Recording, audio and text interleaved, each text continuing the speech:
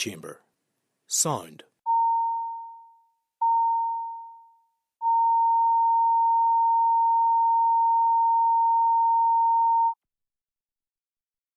Assembly chamber, sound.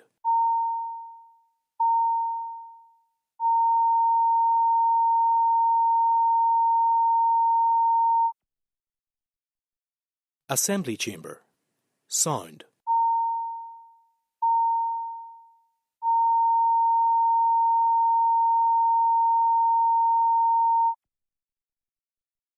Assembly chamber, sound.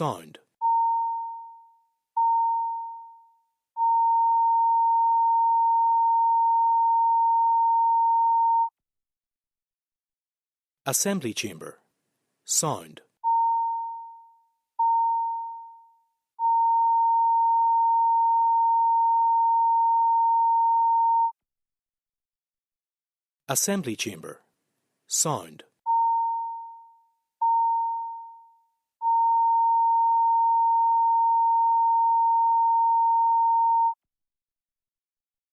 Assembly chamber, sound.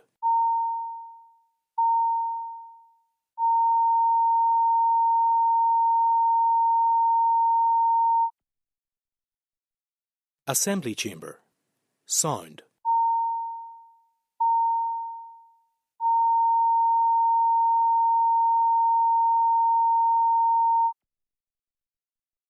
Assembly chamber, sound.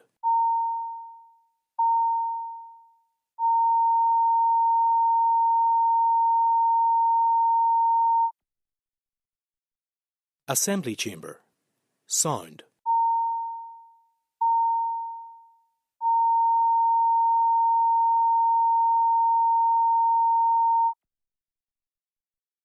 Assembly chamber, sound.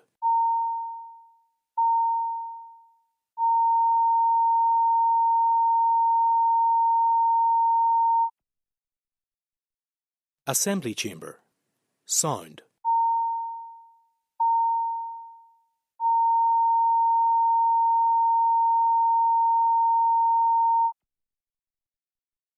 Assembly chamber, sound.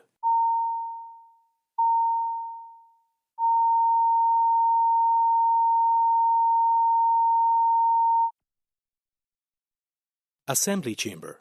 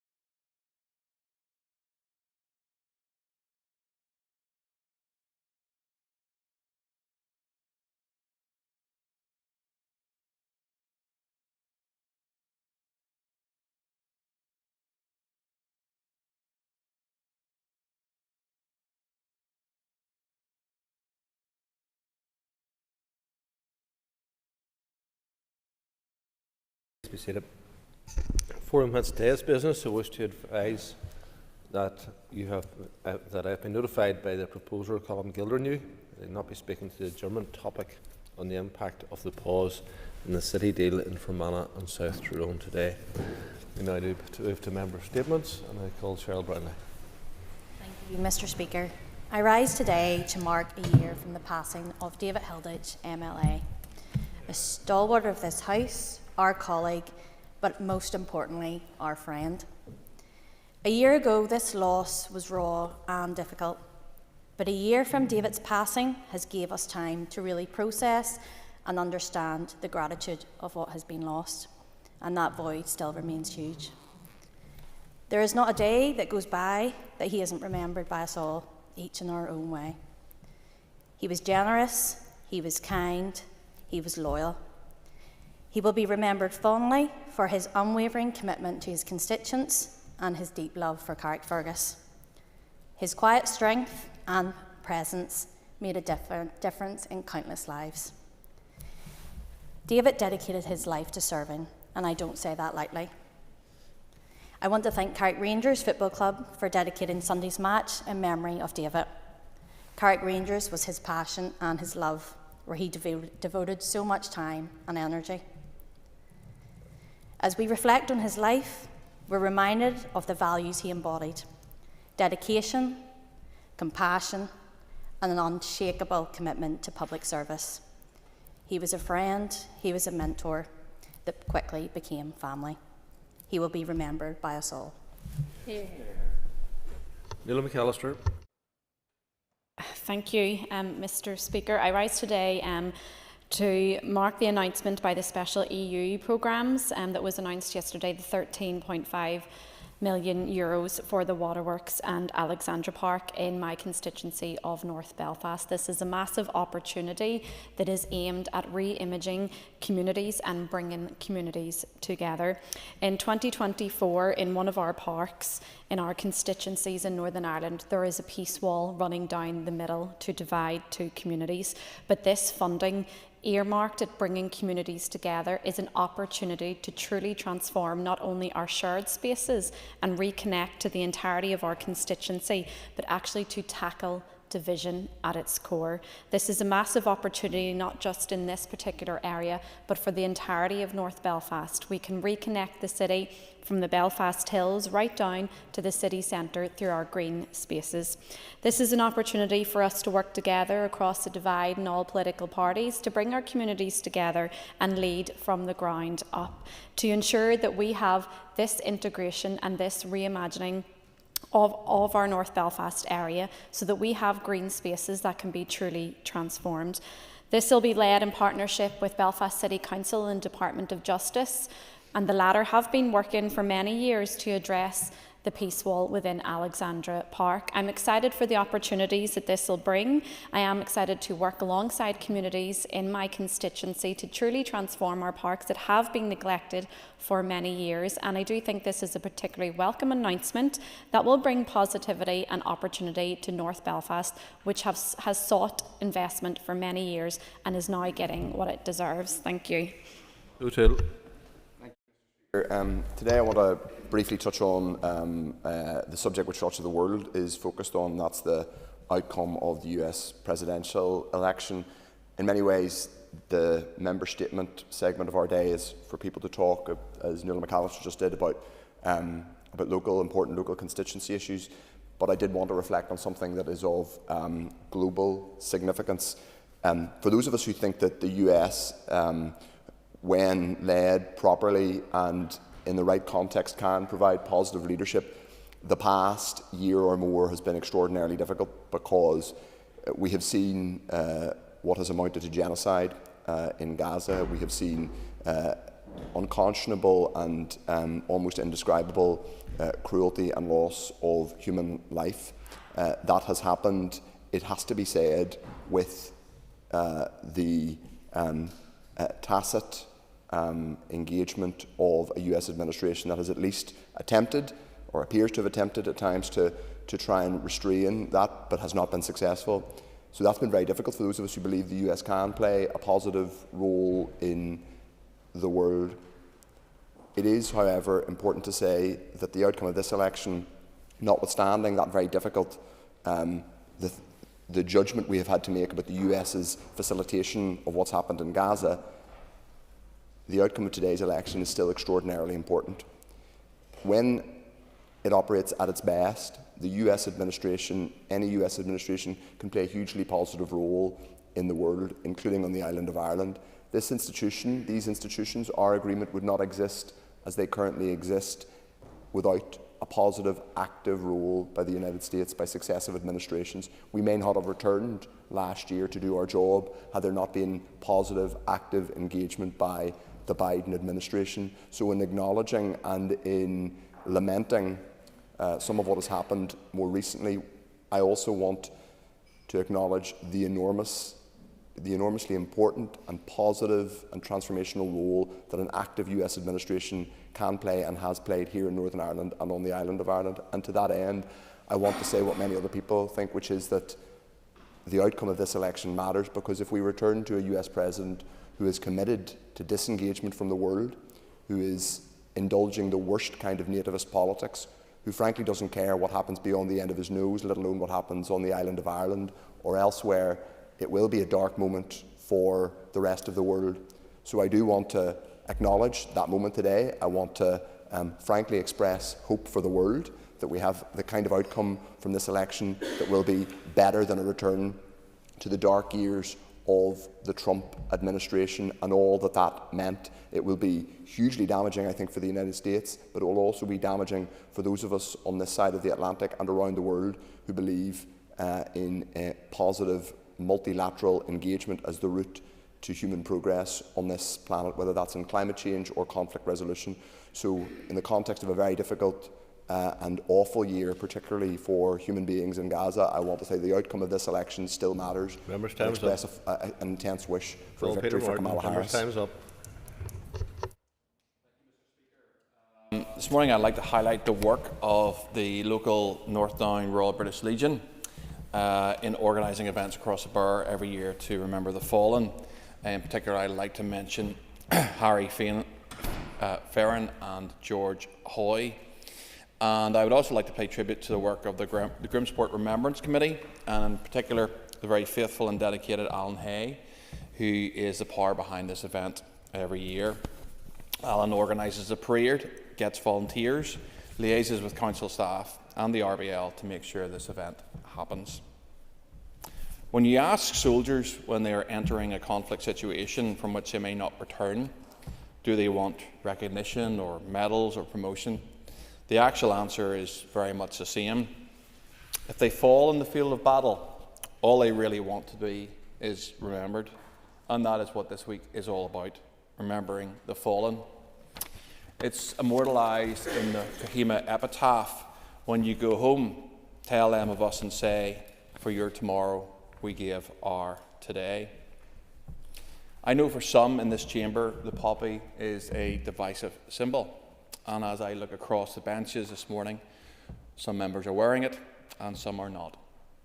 But the poppy remembers all of those who died to afford us the democracy we enjoy today in this chamber. Hundreds of thousands of British soldiers died 80 years ago.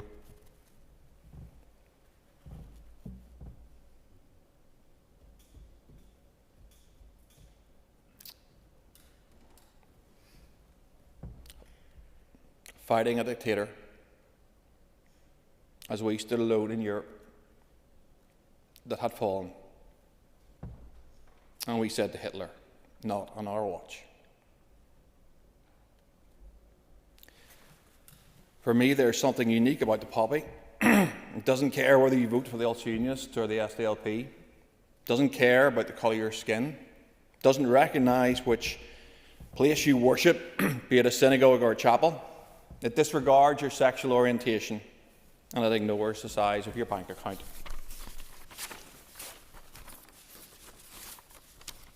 It's a yearly ritual in our house that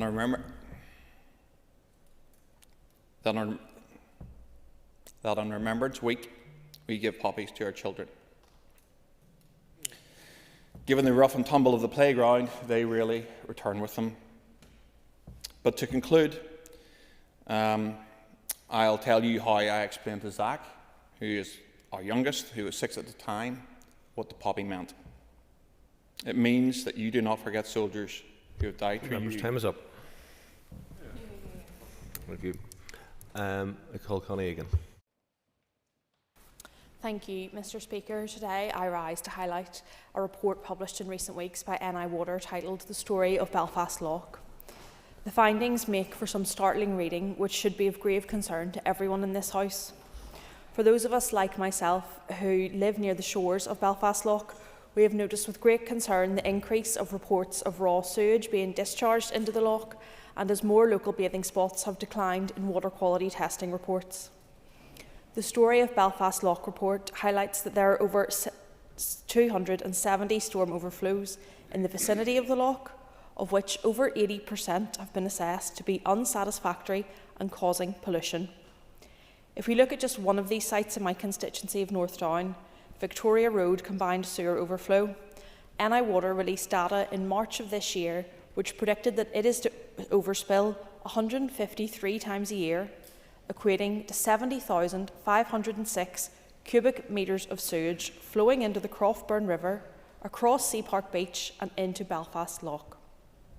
This is only one site in my constituency, but sewage discharges such as this are replicated across the Belfast Lough catchment area. One of the most staggering figures from the report was that sewage spills from NI Water overflows and treatment stations are responsible for over 90% of the bacteria and 50% of the nutrients polluting the lough. This just simply isn't acceptable from the organisation responsible to ensure there's clean water in Northern Ireland. We know that our entire wastewater infrastructure has faced chronic underinvestment for decades. But just yesterday, the Minister for Agriculture, Environment and Rural Affairs stated in this House that he feels we are on course for seeing Belfast Lough become the next Lough Neagh, with serious and substantial water quality breakdown. This will have serious consequences on our environment and marine life, as well as the recreational activities enjoyed by many on the shores of the lough. My party will not be found wanting when it comes to finding solutions. This week we published our own plan to revitalise our water and wastewater infrastructure entitled In Deep Water. I also welcome that the DAERA Minister supports working together with the Infrastructure Minister to address the crisis in our wastewater systems. It is clear that we need to act now. We simply cannot go on as we are, on course for another ecological crisis in Northern Ireland. Philip Pratt. Mr. Speaker, last week the Chancellor of the Exchequer made the correct decision to unpause city deals across Northern Ireland.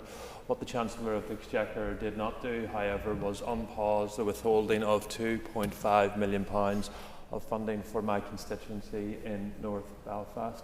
6 months ago, the Shore Road Skills Centre was rightly awarded £2.5 million by the Treasury. £2.5 million to invest in vital community infrastructure, £2.5 million to tackle educational underachievement in that working class community, and £2.5 million to bring our communities together. The decision to continue the pause and write to the project organisers to state that the government is minded to cancel that funding award is nothing short of an absolute disgrace. The community that I represent in Lower North Belfast, Mr. Speaker, is used to being expected by government to settle for second best. They are used to be told to settle for the crumbs from the table. But they made a very clear choice 2 years ago when they elected me. They elected me to be a strong and consistent champion for their needs, to end the years of dereliction and underinvestment, and to ensure that that proud community gets the investment that it deserves. I'm very clear to the Chancellor and to this House today that as long as I am privileged to serve in this place, North Belfast will not settle for second best. The campaign to restate that funding to ensure our young people of the Shore Road and surrounding communities get the same opportunities as those who live in any other part of our city will continue in earnest, and we will not allow the government to ignore this community any longer. Thank you, Mr. Daniel McCrossan. Mr. Speaker, and just before I refer to a local issue in my constituency, I would like to put firmly on record my deep appreciation to you as Speaker of this House and to colleagues across the floor for their support and condolences and wishes on the loss of my mum in more recent months. The loss of a mother is deeply personal and absolutely earth-shattering in ways that words could not comprehend, but I want to put firmly on record my appreciation to colleagues. Mr. Speaker, yesterday there was a positive announcement again for Strabane, and we're on a winning streak locally now. 16.7 million has been delivered by the SEUPB for the Strabane and Lifford Riverine project that will see Peace Plus funding invested in the border area between Strabane and Lifford.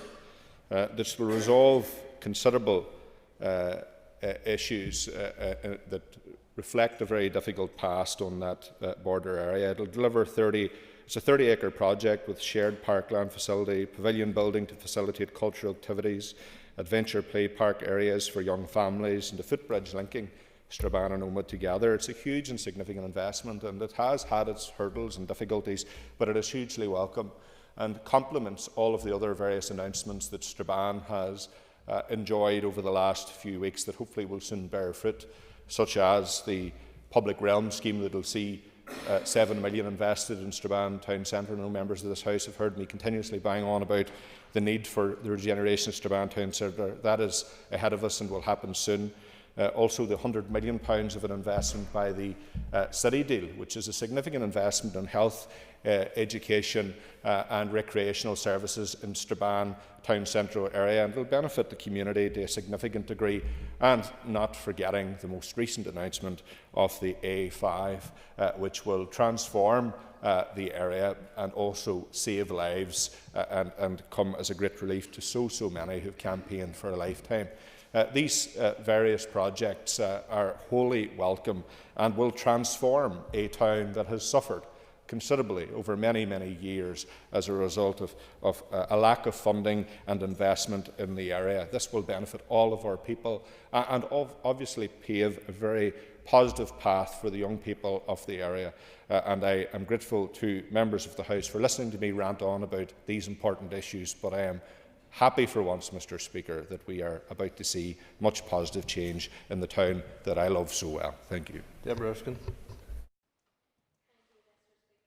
I want today to congratulate and give some good news from my constituency, and I want to put on record massive congratulations to 5 Mile Town United Football Club, who secured a win at the IFA Grassroots Football Awards held recently at Belfast City Hall. 5 Mile Town United were crowned deserved winners of the Amateur Club of the Year, and I'm absolutely delighted for them. Also nominated at the awards were Mike and Scott Lawn, who were in the category of Volunteer of the Year for their superb social media creations, highlighting the very best of the club. The club has been going from strength to strength in 5 Mile Town in the Mid-Ulster community since 1898. And not only is it a facility and a club to boost the health and well-being of people living in the area, they've also created a sense of community and belonging, as their slogan, Town Team Together, will attest to. Awards like this do not just fall on people's laps. They are a testament to the hard work and dedication of a small group of people.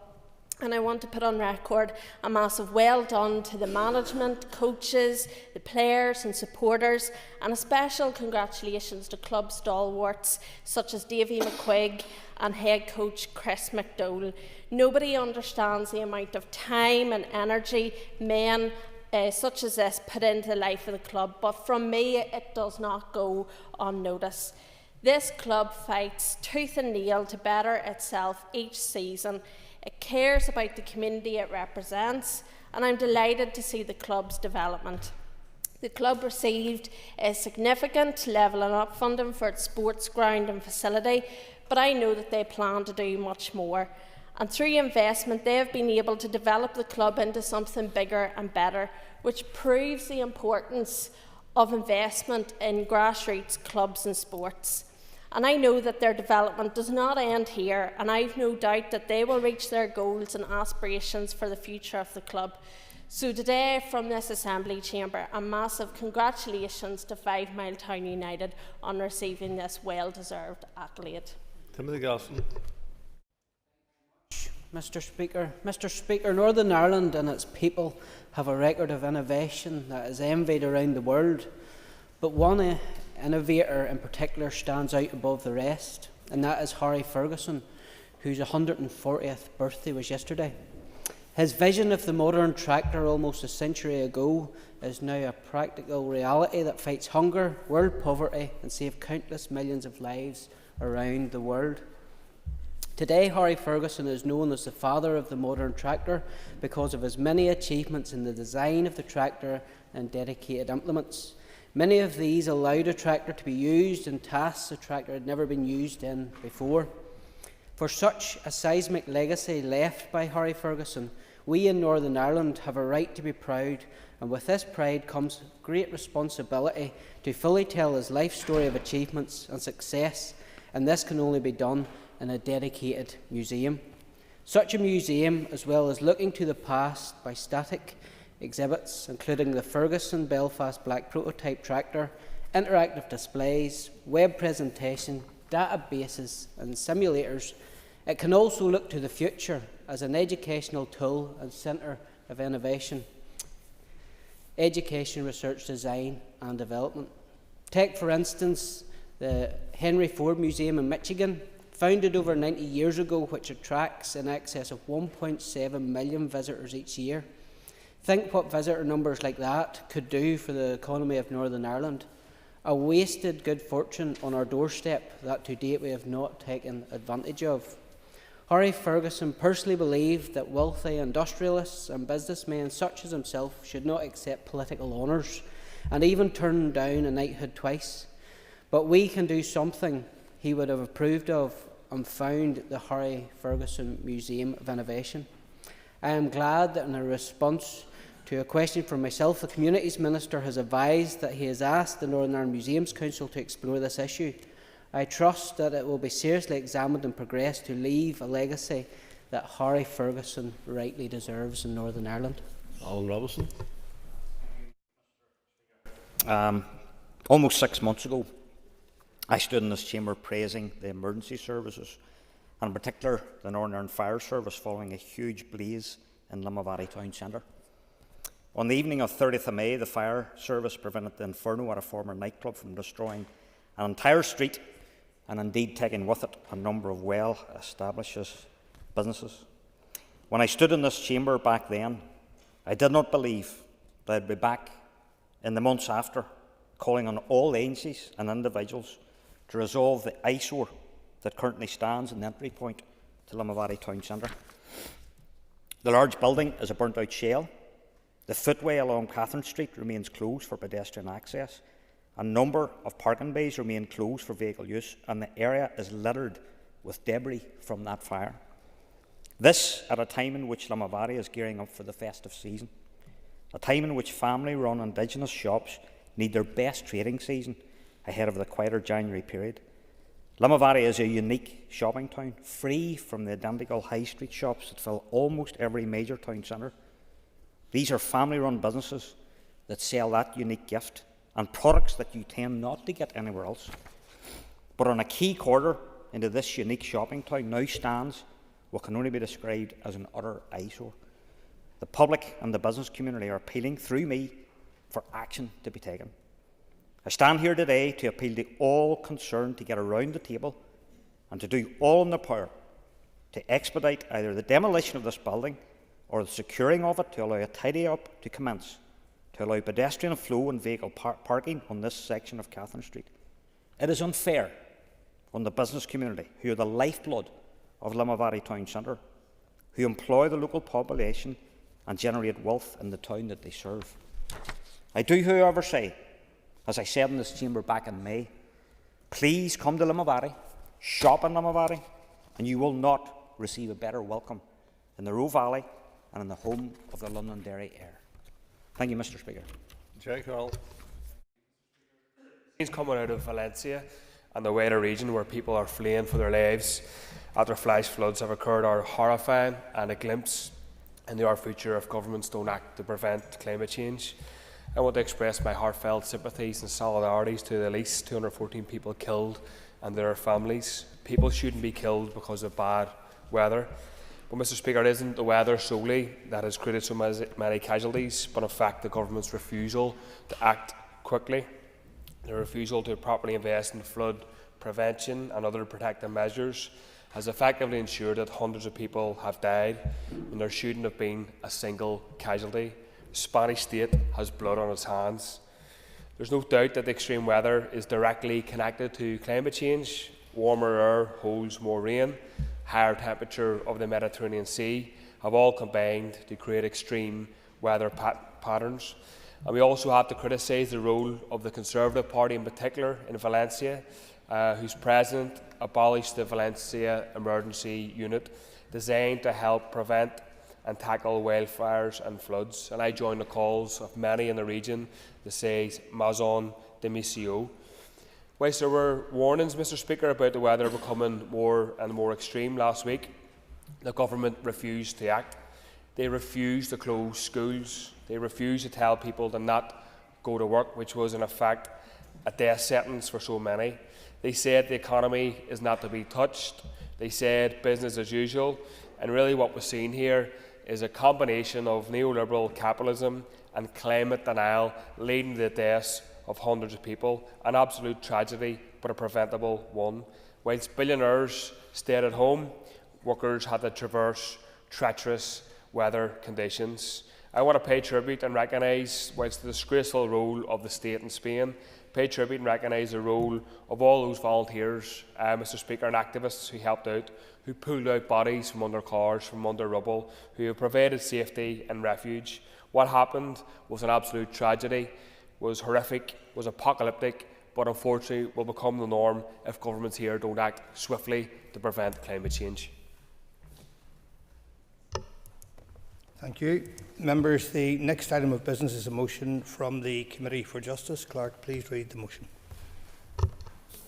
That in accordance with Standing Order 33.4, the period referred to in Standing Order 33.2 be extended to 27th March 2026 in relation to the committee stage of the Justice Bill.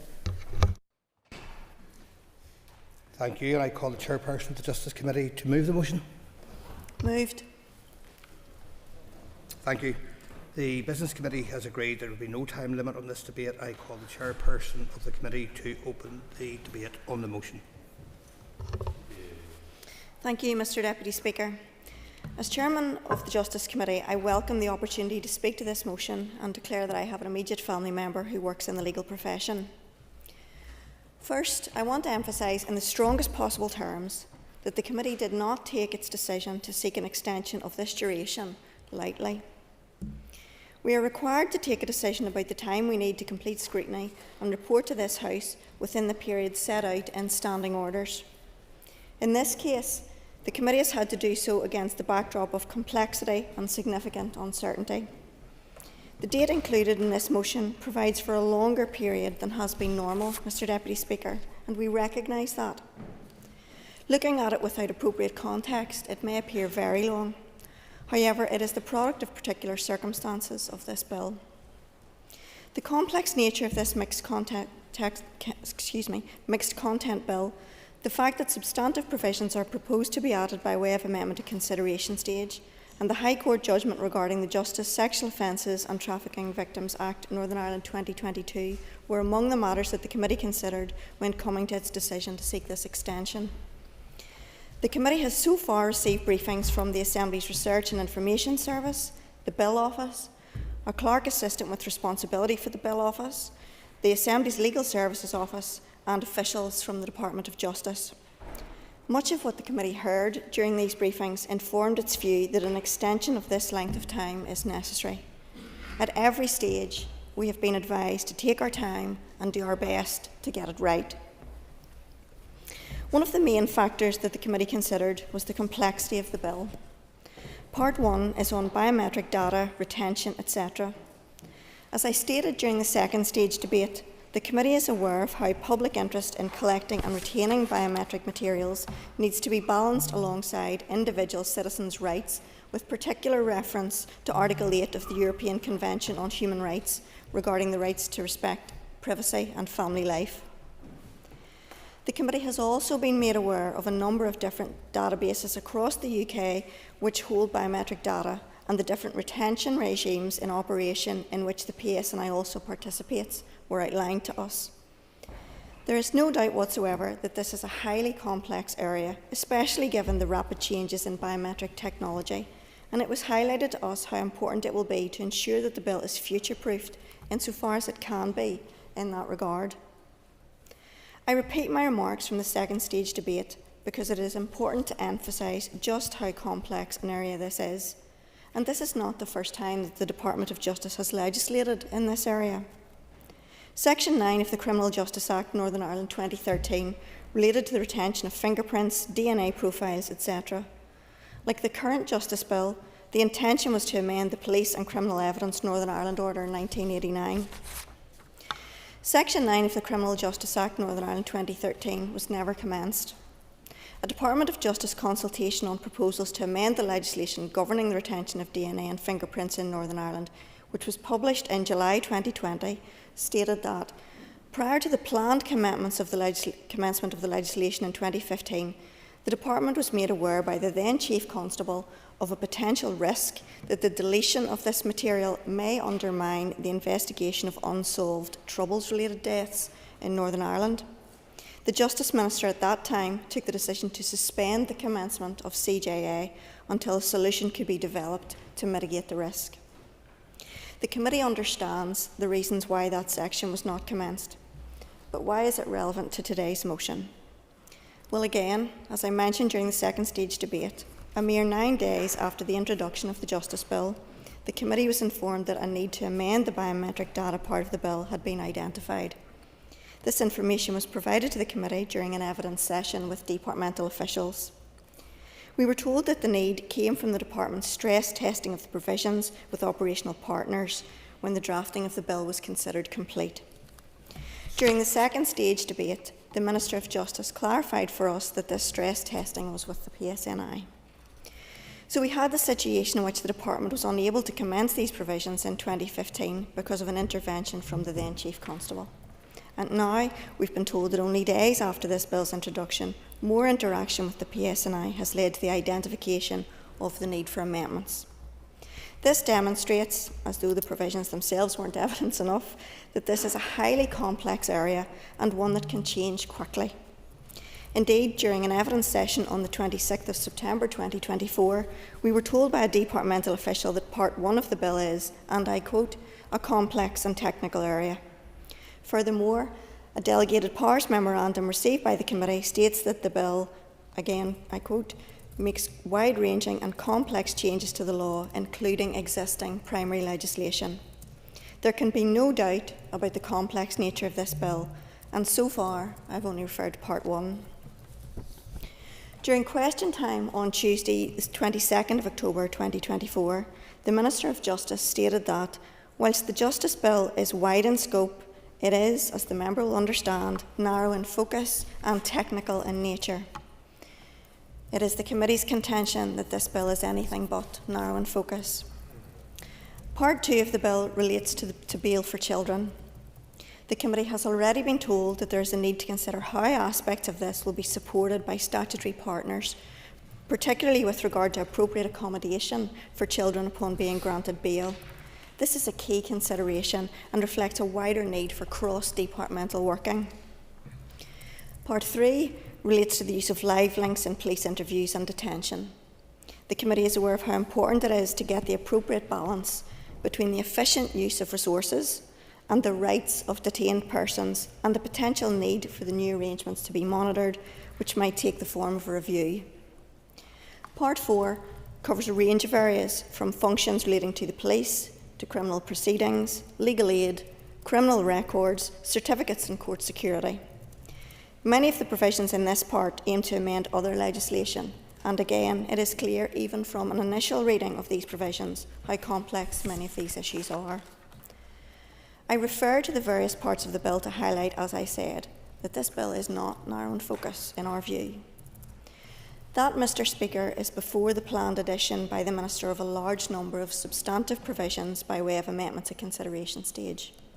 I do not want to rehearse the arguments on the appropriateness or otherwise of introducing a bill when it was known that numerous amendments to add provisions would be being tabled at consideration stage. It is important to refer to it because it was one of the considerations of the committee when seeking this extension. The committee is being asked to take a decision on the necessary time without the text of these clauses. Accordingly, we've had to take significant precautions to address the potential for slippage and unforeseen issues arising. Back in March, the committee was informed that the plan was that 4 substantive new areas were to be added by way of amendments at consideration stage. In addition to provisions regarding live links, we were told that the proposed amendments would include provisions to repeal vagrancy legislation, the new offences of directing and participating in serious organised crime, and the committee was subsequently informed that the plan is now to add 6 new provisions at consideration stage. The additional provisions include amending rehabilitation periods to shorten existing periods and to allow more convictions to be able to come spent. These are not insignificant provisions. The Minister and her officials have committed to providing the text of these amendments as soon as possible, and the committee will be eager to see them and are grateful for that. However, given that the committee was initially told that 4 substantive provisions would be added and that then increased to 6, there was some concern that other changes might still occur.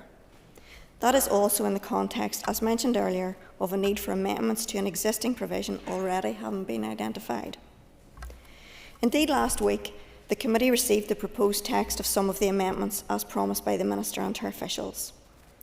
I should outline at this point that although the text of the proposed amendments has been circulated to committee members, the committee has not yet had the chance to formally consider them. However, what immediately jumped out was that the proposed amendments to the biometrics part of the bill run to 8 pages and insert a new schedule. At its meeting on the 26th of September 2024, the committee was told by a departmental official that final queries on the biometrics amendments have now been addressed, but that was just finessing the content that is in front of you. An initial reading of the proposed amendments suggests that this is more than finessing. The committee wants to conduct its scrutiny role to the best of its ability and to be efficient and effective. However, scrutinising a bill before all of the provisions are added is extremely difficult. We need to take focused evidence on the detail of what is being proposed, not an outline. We need to build in additional time for this.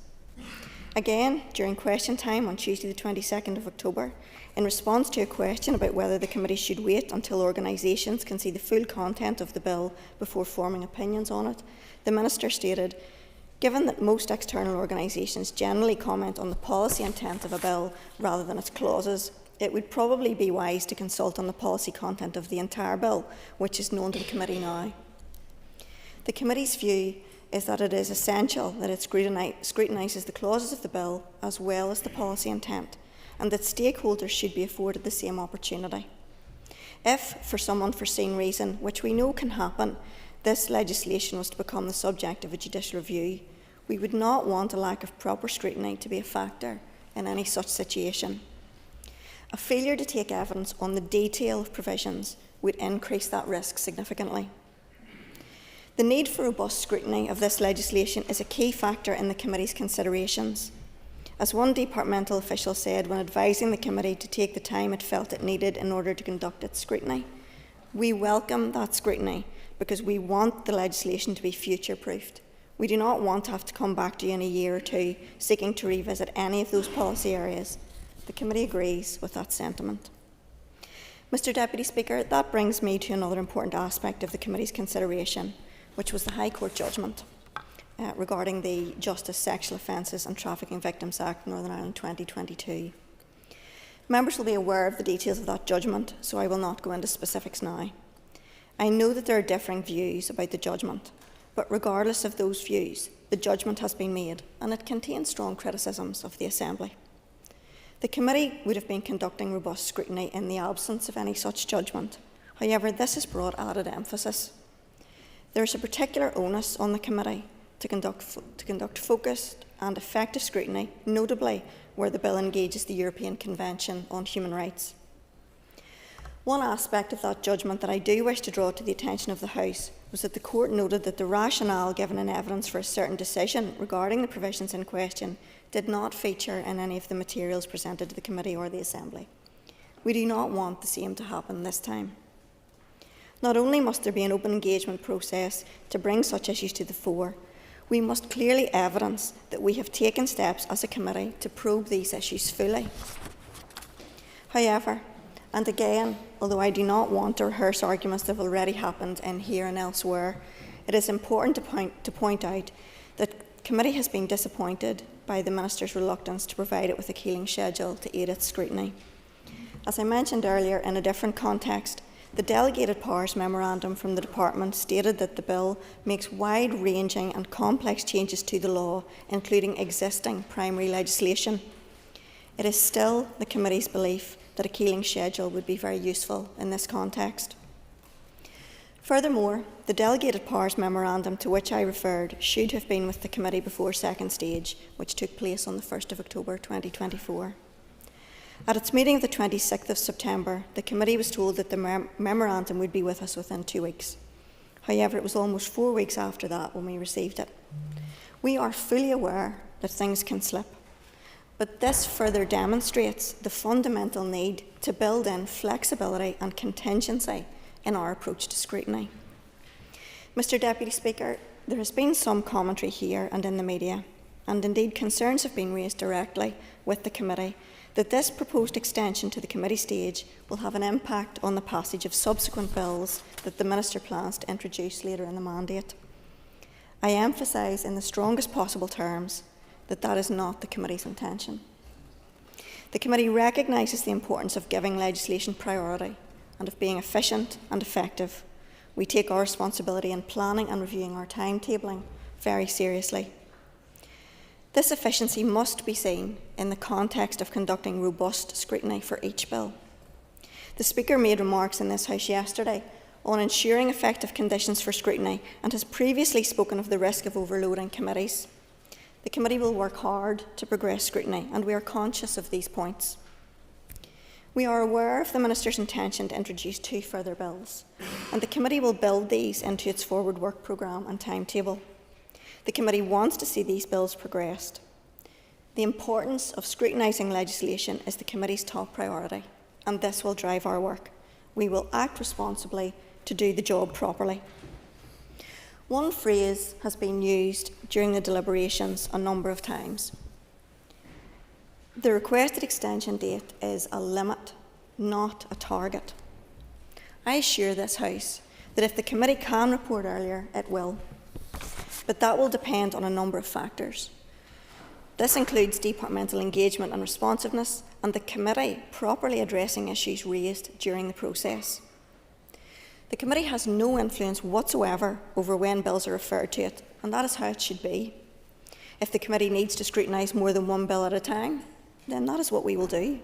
To be clear, we are not seeking to bottleneck or artificially delay legislation. That is not in anyone's interests. Rather, we are seeking to take a responsible approach to scrutiny in the circumstances in which we find ourselves. Indeed, the potential need to meet more than once a week as the mandate progresses has already been mentioned during the Committee meetings. We want to manage our time effectively. Although not ideal, it's not unusual for committees of the Assembly to be in a position of scrutinising more than one bill concurrently. We're not actively seeking this, but we will devote our time to scrutinising legislation robustly, efficiently and effectively should this situation arise. Any future bills that are referred to the Committee will also be scrutinised thoroughly. Issues such as complexity and the completeness and timeliness of information provided by the Department will be factors in the time we require to do so. Mr. Deputy Speaker, I finished my remarks as Chairman of the Committee during the second stage debate by expressing the Committee's desire to work collaboratively with the Minister and the Department throughout the passage of this bill. On behalf of the Committee, I reiterate that desire today. Let us proceed with that shared purpose. I will finish my remarks as Chairman today by stating that the Committee's only aim throughout this process has been to conduct robust and effective scrutiny, and that will continue to be the case. We want to ensure that what is added to the statute book is effective, clear, coherent, fit for purpose and future-proofed. I would now like to make a number of points in my capacity as the DUP's Justice spokesperson. My DUP colleagues on the committee and I are committed to making this work and doing the right thing. We take our responsibilities seriously, and we were disappointed in the second stage debate, as were most committee members, to be honest, to hear those who are not members of our committee criticise it for taking its time and suggesting there were politics at play. That is not the case. Thus far, my experience on the Justice Committee has been one of a committed, engaged committee whose members take a genuine and avid interest in the subject matters within justice and have an eagerness to do our best by the justice family and the citizens who engage with the system. Anyone who has seen the extent to which we all ask questions will bear this out. There will come a time when inevitably we will each take a different political view on a particular issue. That is natural and to be expected. We are political representatives, after all, and that will also play out in this House. But thus far, none of that has arisen, and the committee has been a very constructive and collegiate place to work.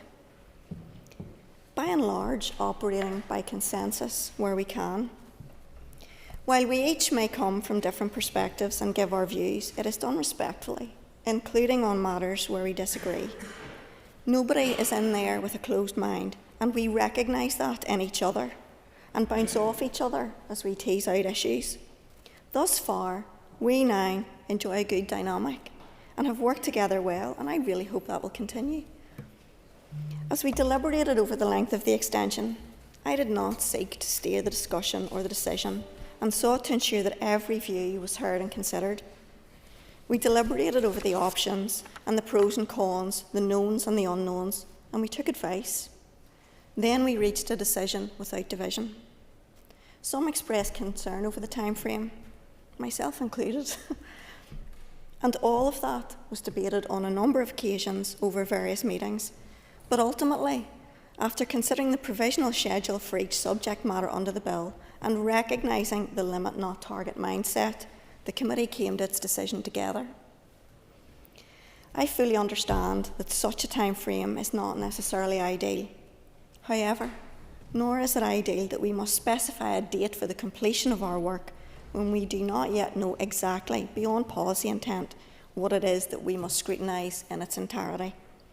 Some may suggest that elements of these topics may seem straightforward on the face of it, but until we see the actual text, the full extent of the clauses, and consider the meat of the issues and what the implications may be, we cannot fully or accurately know.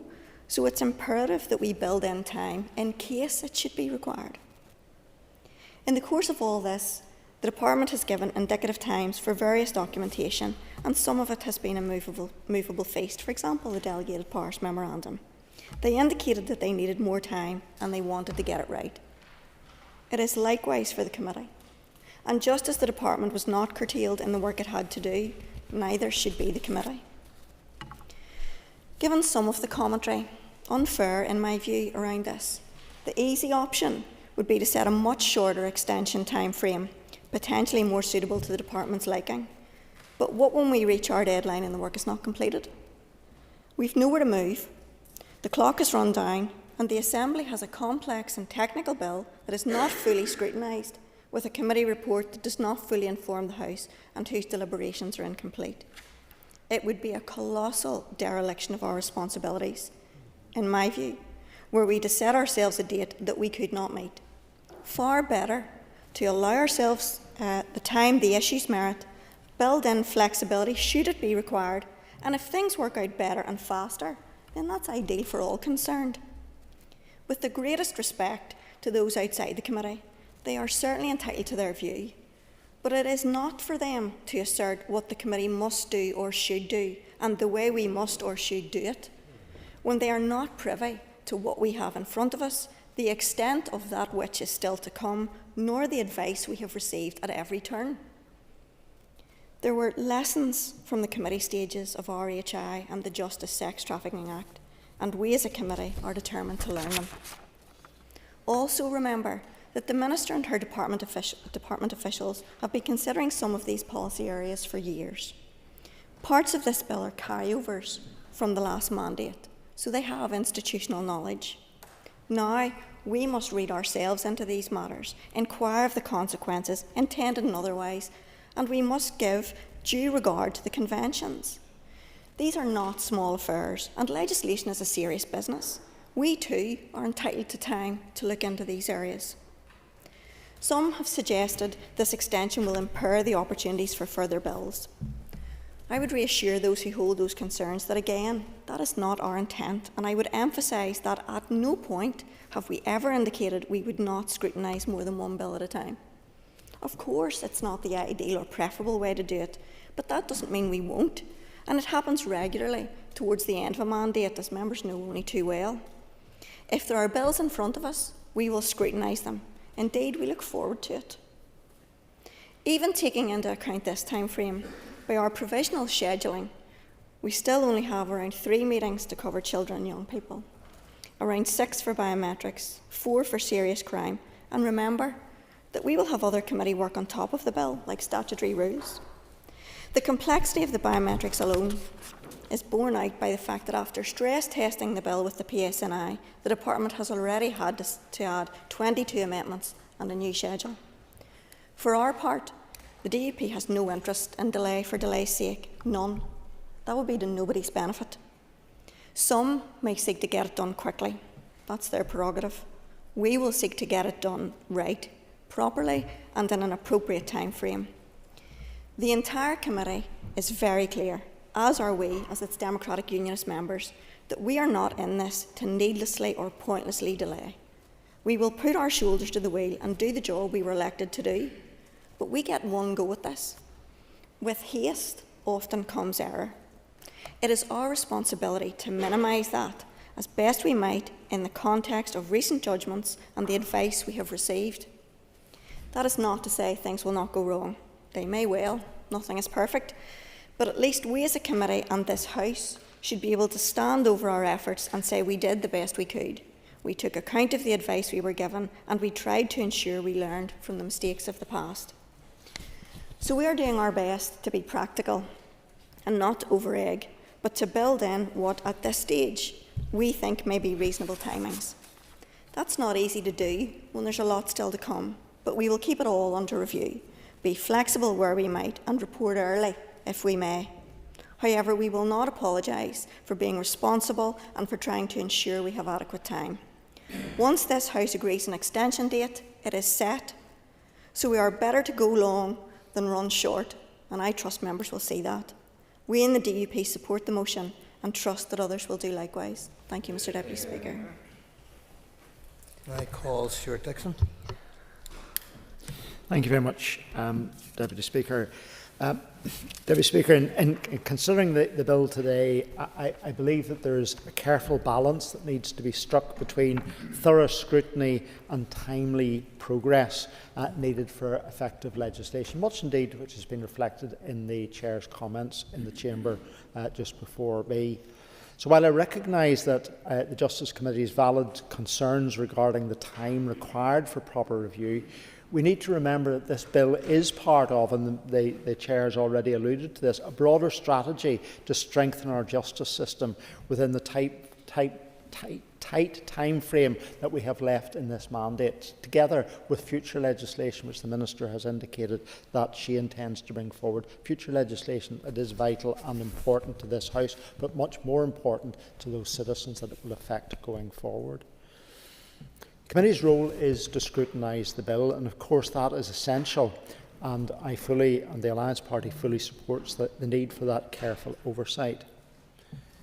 And while the discussion is, and inevitably today will be, around the extension of the Committee's stage to allegedly or near enough its maximum, I do welcome the comments of the Chair when she says, and I take at face value the comments that she makes, that if the committee can and will and put its efforts into the scrutiny of this bill, then if we're finished early as a committee, we will be finished early as a committee. And I certainly, yes, certainly. I thank the member for his dialogue on this and his demeanour on this. He talks about the committee finishing their work quicker. Surely the member will know that that will be completely and utterly dependent on the Minister providing the clauses of the bill earlier. Well, Mr Speaker, in response to that, the Minister has given a very strong indication to the committee and to the House in previous comments that that's exactly what she intends to do. The policy intent is very clear in terms of the bill, but in terms of actually bringing those clauses, we've already got one section of that already. So the Minister will, I'm sure, in her own comments, deal with that aspect of it, but I have no fear that the Minister and the departmental officials will bring that forward as has been indicated. The core of this particular bill, Mr Deputy Speaker, is clear and focused, and those technicalities that have been referred to are at or near completion, allowing us to move forward efficiently without compromising the quality of our review. And we are very cognizant of the need to follow the requirements of the High Court judgment with regards to the quality of the work that is done, both in terms of how we scrutinise the policy intent of this bill and also the clause-by-clause requirements placed on us in respect of that. I know that some committee colleagues have voiced concerns about the breadth of the amendments anticipated at the consideration stage, but it is worth noting that while this bill is wide in scope, many of the provisions are specific and address essential areas such as sentencing and victim protection. This bill is indeed broad, but it's also manageable within the committee's framework, and the Chair has already indicated that that is the task of a committee. That's what we're here for. That's the job that we've been given to do, and that's the job that we will do. So the proposal for this extension gives us the real possibility that if we were to maximise that amount of time, that this bill could be postponed until 2026. Such a delay would not only hinder justice itself, but would also affect other critical legislation, and that has been referred to in this debate this morning already. So that is why the Minister has told us that she intends to bring forward other legislation, and the Chair has made the point that overlapping will be difficult, but it is doable, and that is the intent of the committee to achieve that. Processing this bill promptly will help to avoid those difficulties. That requires a number of players to come together and genuinely deliver.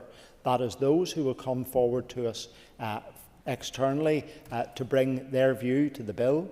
It will be for the department in terms of the efficiency and the way in which it delivers its responses to all of that scrutiny, and the way in which the committee works. And if that requires the committee to put in extra time other than Thursday afternoons, then that's what the committee is going to have to do if we are to take at face value the words of the Chair today. It's also important to remember that delays may impact protections intended for victims and vulnerable communities who look to us for support. So, Deputy Speaker, with this in mind, I would encourage my committee colleagues to work both thoroughly and expeditiously to balance the need for detailed review that the urgency that is required in our justice system. I want to not hold the Chair to her view today that she intends to ensure that the committee does work effectively and efficiently through this, and that we will, if we conclude the committee stage earlier, then that's exactly what we will do. There will be no feet dragging and no delay. I'm heartened by the words that she has given the House today, and I look forward to working with her and others to deliver this bill. Overlapping this bill is, as the Chair has made reference, the High Court decision, and the focus that it has placed on the scrutiny role not only of committees but also of this House. Therefore, it will be interesting to see the outworking of that, as we are probably the first committee that has actually got that major effect on. And I think it's worth pointing out to other committees and other ministers and other departments. It will be interesting to see the effects of this on them. I'm not so sure. I think we've been in the depths of the consideration of this in the Justice Committee, and I'm not sure, despite the fact that on a number of occasions in the committee I have asked officials and others that have come to the committee how they perceive the effect of this High Court judgment on the work of this Assembly. That, I think, has to be has to be taken into account by other committees as they go forward. But for today, the focus is on the extension of the committee stage of this particular bill. While I feel that there may well be arguments for saying that we should or could have set a shorter time frame, I am content that the time frame that is set, with the intent that if we can complete that work more effectively and efficiently and sooner, then that will be the situation for us going forward. Deputy Speaker, I'm happy to accept the proposal from the committee chair on the date or on the time frame for the extension of the committee stage of this bill. Thank you. Thank you. I now call the Minister for Justice. Mr Deputy Speaker, and I want to speak on this motion to extend the committee stage of the Justice Bill to the 27th of March 2026. I fully appreciate how unusual it is for a Minister to speak on what is normally considered a routine motion such as this, but the circumstances are slightly unique for two reasons.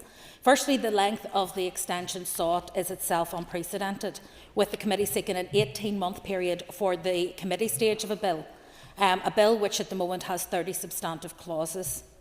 Secondly, the Executive Office guidance states that where an extension is contemplated, the committee clerk should consult the department on the implications, and the department should in turn take the views of the Legislative Programme Secretariat within TEO in relation to the effect on the legislative programme overall. That consultation in this case did not happen, and combined with the length of the extension sought, I think there are potentially some profound implications with the committee's proposal that I feel I should share with members here today as you go about making your decision. While the guidance provided by TEO is primarily for bill teams, it was developed in consultation with the Assembly, is written to follow standing orders and promotes, I think, a collaborative and sensible approach of working together. I want to outline some of the concerns that I have, but I also want to acknowledge that in a meeting that I had yesterday with the Chair and the Vice Chair, I did receive some reassurance that has actually been repeated by the Chair in the Chamber today, and I accept that there is progress being made in that regard. And so what I'm setting out, if you like, are the worst case scenarios, because I want people to be aware of what the consequences of taking the full 18 months could be, though I accept the fact that the Chair seems reasonably determined to ensure that won't be necessary. First of all, I understand that the committee considers the additional time is needed for effective scrutiny, particularly in light of the Media House judgment. This is something I raised, as members will recall, in the Chamber and with executive colleagues at the time, due to its potential to impact on any legislation before the House. I believe it is fundamentally wrong to suggest that one can retrospectively look at Hansard and committee minutes and judge from that the degree to which members have scrutinised any provisions. The truth is that there is a lot of discussion and debate. There are meetings that take place outside of these formal sessions and outside of the formal scrutiny. People will discuss it with colleagues, with advisers, and seek other information. And so I think it is wrong to suggest that the amount of time spent equals good scrutiny. One could spend a lot of time talking about an issue that you're entirely satisfied with from the outset. That isn't scrutiny, and it's not efficient. You could equally spend a lot less time on something where you feel that you have properly scrutinised it and are content with the outcome. So I think there is a difficulty in the tracking of the amount of time spent with the quality of the work done. And I think we would all accept that there are serious issues arising from the judgment by making that one of the considerations. However, even in light of the judgment, I think an extension of this magnitude is excessive in this case. And if granted, it could potentially have a significant impact on the Department's planned legislative programme for the remainder of the mandate, as there will only be one calendar year of Assembly business left from the end of the committee stage of this bill and the end of all Assembly business before the next local elections in May 2027. I want to look first at the impact of the extension on this bill. Much of the content on this bill has already been widely consulted upon and debated at length via public consultation and at previous committees, and I accept entirely this is a new committee who will want to appraise themselves of the detail, but it also has to be recognised that these are provisions brought forward often in response to High Court judgments, to rulings of the courts and to considerable policy development that has been taking place over many years. Other provisions have been, as I say, required in response to court rulings, and therefore there is relatively little in the way of genuinely new policy involved. The policy development work of this is well established and has been well scrutinised, and the need for these clauses has therefore, I think, been well tested. Furthermore, many of these provisions are long overdue, having been delayed by 2 suspensions of these institutions and deferred in the last mandate in order to narrow the focus of what was to be a mixed content bill and ended up being the Sexual Offences Trafficking Victims Bill. Further delay in those clauses may leave the Department at ongoing risk of legal challenge and leaves the legislation in this jurisdiction lagging behind the rest of these islands. A number of organisations have already raised with me their concerns, for example, around what this extension to the committee stage of the bill might mean for provisions around, for example, child bail and remand. The Chair quite rightly indicated the complexities of child bail and remand, the interplay between different departments, but those, with respect, Mr Deputy Speaker, are matters of implementation, not matters of legislation. It is already accepted that we should put the current arrangements. So it's already a presumption in common law that there is a presumption of bail for children, but that we should put that on a legislative footing. That has been the accepted position now of the committee and the department for some time. It is also the accepted position of those organisations who work in this area. It does not crucially remove the ability where housing or a suitable accommodation is not available. It does not remove flexibility or judicial discretion in terms of being able to, for example, remand a child in custody where that is the safest option. But those with respect are matters of implementation. The bill is about the matter of principle, that the first option considered by the judiciary should be bail. And if we don't put this on a statutory footing, there is no imperative for other departments to step forward and look at issues around accommodation, safe places for children to go, and alternative provision to placing people in custody where that may prove to be unnecessary. So this bill, we need to scrutinise the legislation, but we don't at this stage, and we shouldn't at this stage, be engaged in scrutinising the implementation, because that is a separate matter that will come back to the committee after the bill has been passed, and the issues around this have already been widely debated.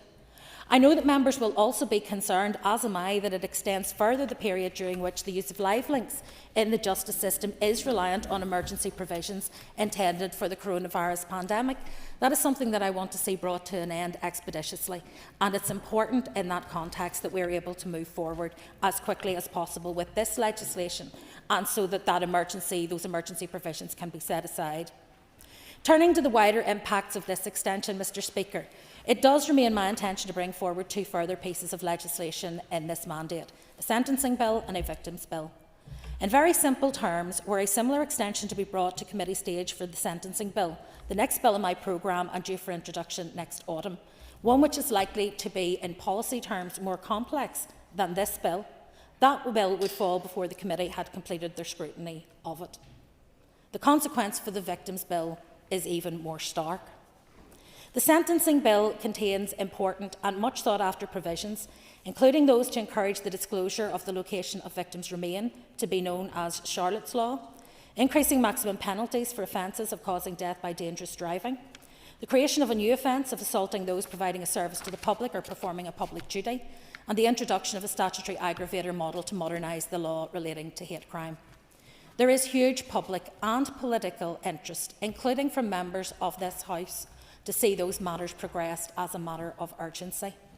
The planned victims bill that I intend to bring forward after the sentencing bill is required to place the Victims Commissioner on a statutory footing, something that I know a number of members are particularly keen to see progressed in order that she can better do the work that she's already fully engaged in terms of representing victims in the justice system and improving their experience of that system.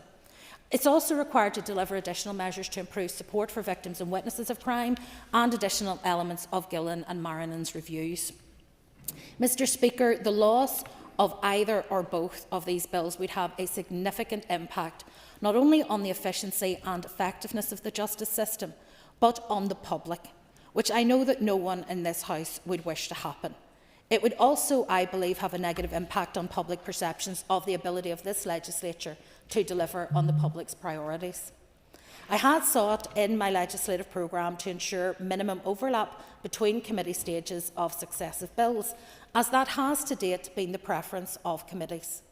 However, that would be impossible to achieve with an extension of this duration without losing both subsequent bills.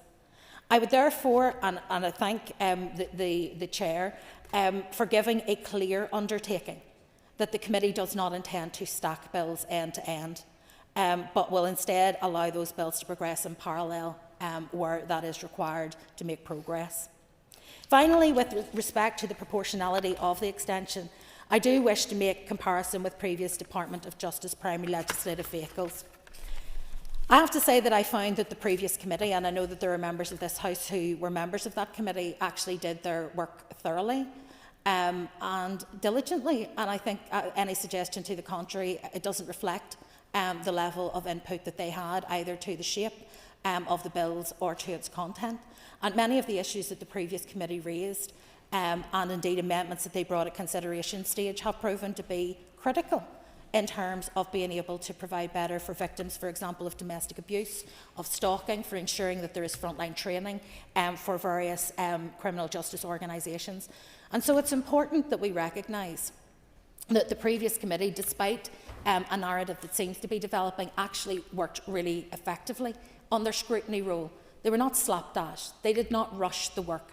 They did the work thoroughly and competently, in my view. The fact that things are overturned at judicial review doesn't always mean that people haven't actually done their job in the way that they ought. While every bill is different, Mr Deputy Speaker, the Domestic Abuse and Civil Proceedings Act 2021 that was delivered during the last mandate was of a similar size to the Justice Bill now before the Assembly and was considerably more complex. The committee stage for that bill ran from the 29th of April 2020 to the 15th of October 2020, a period of 5.5 months that spanned the summer recess period. Even in the largest mixed content bill that my department has progressed since the devolution of justice powers in 2010, that was the Justice Act 2015, I think it had 107 sections and 9 schedules, and it only had a committee stage of 9 months, and that included the summer and Christmas recess periods. So this 18-month stage for committee stage is exceptionally long, even by the standards of previous complex pieces of legislation that were thoroughly scrutinised, but also expeditiously so, and I think it's important that that balance is struck. I also want to talk a little bit about the amendments, because that has been a theme again that has been raised. First of all, the consideration stage of a bill is the natural point at which either the committee or the department can bring amendments to the bill. That is its purpose. And then there is a further consideration stage at which those can be refined. So to be clear, there is nothing unusual about amending a bill at consideration stage. It is in fact the only opportunity the committee will have to amend this legislation. And therefore the idea that by not having those amendments in hand now, it is in some way unusual or inappropriate, I think is a dangerous precedent to set, because it also suggests that if the committee bring forward amendments later in this process, that they are being perhaps rushed or ill-considered in their approach, and I would disagree strongly with that view. The amendments in this case are unusual only in the fact that they will all be there with the committee by the end of this calendar year. As my colleague has already indicated, the first set of those amendments is already with the committee, a second set are making their way to the committee, and the remaining sets will be with them by the end of the calendar year. So it is not normal for amendments to be shared this far in advance. They are normally published in line with the guidance at consideration stage. The department has gone out of its way to ensure, because we know those amendments are anticipated, because we know that the committee would like to scrutinise them, that we will give that extra time and have therefore been able to facilitate that. So far from it being extraordinary that we're amending the bill, what is extraordinary is that we are doing so and sharing those amendments so early in this process. I also have to say that I very much welcome the committee's commitment to properly scrutinise the Justice Bill. It's not just the statutory function of committees and of this House, but it is also of assistance to me and to my officials. I have no difficulty with an extension being sought to allow sufficient time to complete due diligence, but that extension needs to be proportionate, and in my view, 18 months is excessive. With respect to the ability to scrutinise without all of the clauses having been seen, as I have said on many occasions, this bill is wide in scope in that there are many elements to the bill, but each of those elements is discrete. So biometrics does not impact on child bail and remand, and so on. So it is entirely possible, given the content of the bill, for the committee to proceed to detailed consideration of those clauses which are already in their gift at this point in time, without any knock-on impact for the clauses which we are now sharing with them at an early stage, which they can then scrutinise. They do not impact on each other because of the nature of a mixed content bill. And so there is no need for the complete bill to be there, unlike, for example, in the Domestic Abuse and Civil Proceedings Act, where the intimate connections between the different parts of the bill would have made such an approach impossible. So this is a different vehicle and a different method, and therefore there is more flexibility for the committee in being able to look at things ahead of other clauses being provided. In conclusion, Mr. Speaker, if people wish to proceed on this basis and the House agrees to an 18-month extension today, I am seeking firm reassurance from the committee that they will nevertheless proceed expeditiously with scrutiny to avoid that full 18-month extension being required before returning to this House for the remaining stages. My officials remain available to assist and aid the work of the committee as swiftly as is practical. I would also welcome that assurance that the remainder of the Department's legislative programme will not be placed at risk. Finally, I want to mention the issue which has been raised again. I think there are two issues that have been raised. One is with respect to killing schedules. Mr. Deputy Speaker, I have explained that there is no automated ability to produce killing schedules. We have taken further views from First Legislative Council, and they said that were killing schedules to be required for each bill, that it would be seen to them as additional work for them, which would require additional resource, could not be dealt with. I think I have exhausted my ability to take this issue forward, but I would encourage the committee chair and the committee in general to speak to First Legislative Council, to understand what is involved in the production of the killing schedules and why that is not a matter that my department would naturally take forward, and why it is not an issue that they believe is required. I'm happy to give way. I'm a little bit concerned by some of the language here. Your colleague referenced feet dragging and delay, and you're highlighting the performance of previous committees. In terms of effective scrutiny, is it your contention that scrutiny should happen in corridors as opposed to the formal setting of mandated committees?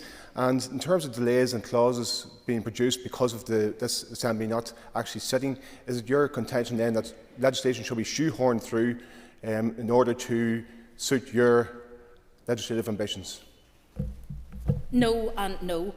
In terms of the issue of killing schedules, I do think it's one that needs to now be pursued through First Legislative Council, because I think we have exhausted in terms of my department being an intermediary in this argument.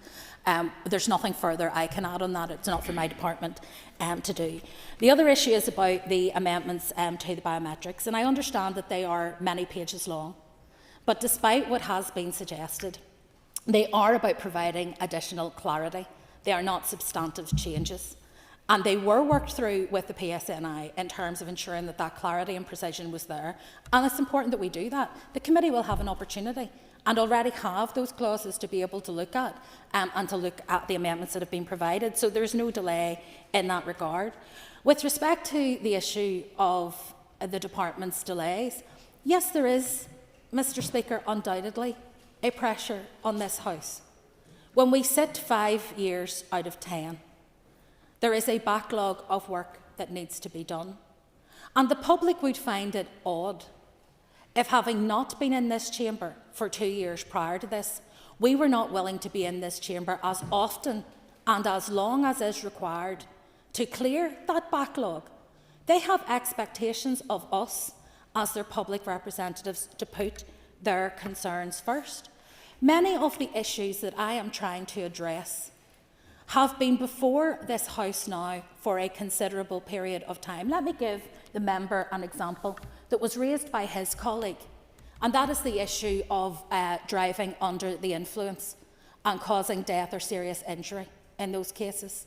The family of Enda Dolan spoke out earlier this autumn on the 10th anniversary of Enda's death, having appealed for changes to sentencing laws in this place, and having been unable to get that done because for 5 of those 10 years there was no assembly. For the last 3 when we sat, we had other bills that had to progress, and this is their opportunity to see delivery in the sentencing bill. These are not minor issues. The issues around child bail and remand being placed in a statutory footing date back to pre-2015, when I was not a member of this House. Yet I have read into the issues and the challenges in the time that's been afforded to me. Mr. Deputy Speaker, I do not believe that it should be a case of more haste, less speed. But I do believe that there is an appropriate level of scrutiny, and it is vital that we do not allow perfection to become the enemy of good. We need to ensure legislation is properly scrutinised, but also accept that even with the lengthiest scrutiny possible, there may be things that need to change because we live in a world that changes. Things emerge, things evolve. That isn't to say that what we have brought to the committee hasn't been stress tested and future-proofed. Of course it has. But my officials cannot be held to account, nor can it be suggested that they have in any way been lacking in clarity when it comes to the fact that the legal system itself is an evolving creature and that they have to respond to those evolutions. So what is true today may not be true in 5, 6, 7 years' time. That is the nature of this work, and we need to accept that is the case. So I do want to encourage the committee, and I want to thank the Chair and the Vice Chair for the reassurance that they gave me with respect to wanting to do this expeditiously. For my part, I remain absolutely committed to ensuring that my department will do all in our power to ensure that the commitments that we have made to bereaved families, to victims of crime, and to the wider community are delivered within this mandate. I believe that by working with the committee, we can achieve that on all our part, but it does require proportionality, and I would encourage members to reflect on the consequences of taking such long periods for scrutiny, on the progress that we can make in this House and on the impact that will have on their own constituents. Minister, thank you. I now call on the Deputy Chair of the Justice Committee, Deirdre Hargey, to conclude and wind up on the debate on the motion. Thanks very much, and thank you to the Minister and members who contributed to this debate today. As the committee chair began this debate earlier, noting the backdrop of uncertainty that we as a committee face in determining the period of time that we will need to carefully and effectively scrutinise the bill. Every piece of legislation that this House passes, even if it is technical in parts, impacts on the lives of people outside this chamber. So it is incumbent on all of us, and particularly us as a Justice Committee, to take the time that we need to thoroughly examine this bill and to hear from those it will affect, so that we can emerge with the best possible legislation. And as the Minister just said herself, these are not minor issues, and we agree with that. That's why we have decided to take the additional time that we believe we need to ensure that there is the proper scrutiny. And indeed, as has been previously stated, the Department have had a number of years to work on aspects of this bill, and even with that, through stress testing that was named this morning, further amendments have been made. So I think that shows the importance of the scrutiny role, of taking the time to scrutinise, and it's only through this do we emerge with better legislation at the other end. The committee collectively agreed on this approach, and I think it's important to say that. While some may have highlighted concerns, there was no dissent at the committee in terms of a vote against taking this approach. We have been working well collectively as a committee. I mean, it's been no surprise that there were members on the committee, myself included, that we wanted to take additional time to look at this on the back of the High Court judgment. And while some people may have a different view on that High Court judgment, a High Court judge here ruled parts of previous legislation that this House passed not to be law. And we have to take all of that into account. And of course we do have to take into account ECJ rulings in terms of changing timescales and indefinite retention of biometric data, which this bill is proposing to do. But it's for those reasons, in terms of balancing those rights, that we do need to take our time to carefully scrutinise as we're moving through the committee process. And it's only at this point do we have the opportunity now to give an extension. So we don't know how long it is going to take, but we have given a commitment, as we have said from the start. I mean, we've said this from the very outset of discussing this piece of legislation when it came to us, that we will only take the time that's necessary, but we can only decide that time here and now. So we don't have a crystal ball as to how long that's going to take, what additional amendments will come. We know that there's a commitment that we will receive those by the end of this year, and I hope that that will be the case as we go for a full call for evidence in the new year. But again, we can only judge by what we have in the here and now. And that's why we have collectively, unanimously as a committee, taken the steps in the proposal that we have in front of us today. But we do give a commitment that we will move through it as quickly as we can. And again, we don't have a crystal ball. We know that there are potential 2 other pieces of legislation, but we don't have a guarantee at this point either that they are definitely going to come in the times that have been set out either. And all we can deal with is the legislation that we have in front of us now. But we do give that collective commitment as a committee. As I say, we have had a good working relationship. We may disagree with certain aspects of it, but we can do that in the spirit of being, that we do want the best piece of legislation at the other end. So I think we do give that commitment, as I said, that we will move at pace. If that needs additional time, then that's as a committee we will agree to do that. But we do want the best piece of legislation at the other end to ensure that it does impact on citizens in the way that we want it to, but importantly that it does hold up to law, and importantly that it does make the changes that the ECGA and others have requested that it needs to do. So again, I just want to thank members. I want to thank the committee, obviously, for the work up until now, as we get into the period of intense scrutiny over the next couple of months and into next year. And of course, we will continue to look forward to working collaboratively with the Minister and with her officials in the department. Members, the question is that the motion standing on the order paper be agreed. All those in favour say aye. Aye. Contrary, no. The ayes have it. The ayes have it.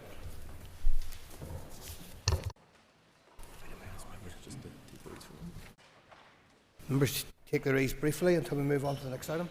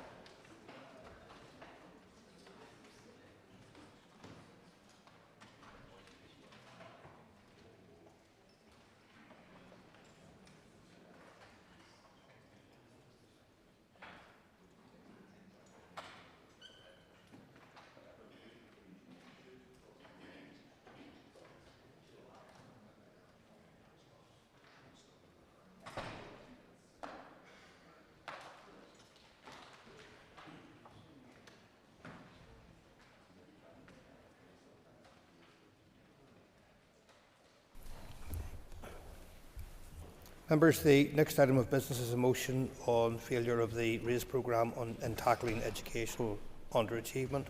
Clerk, can you please read the motion? That this Assembly recognises that socio-economic background is the biggest predictor of educational underachievement. Acknowledges that a range of targeted interventions across government are required to tackle the issue and give children and young people the opportunity to reach their potential.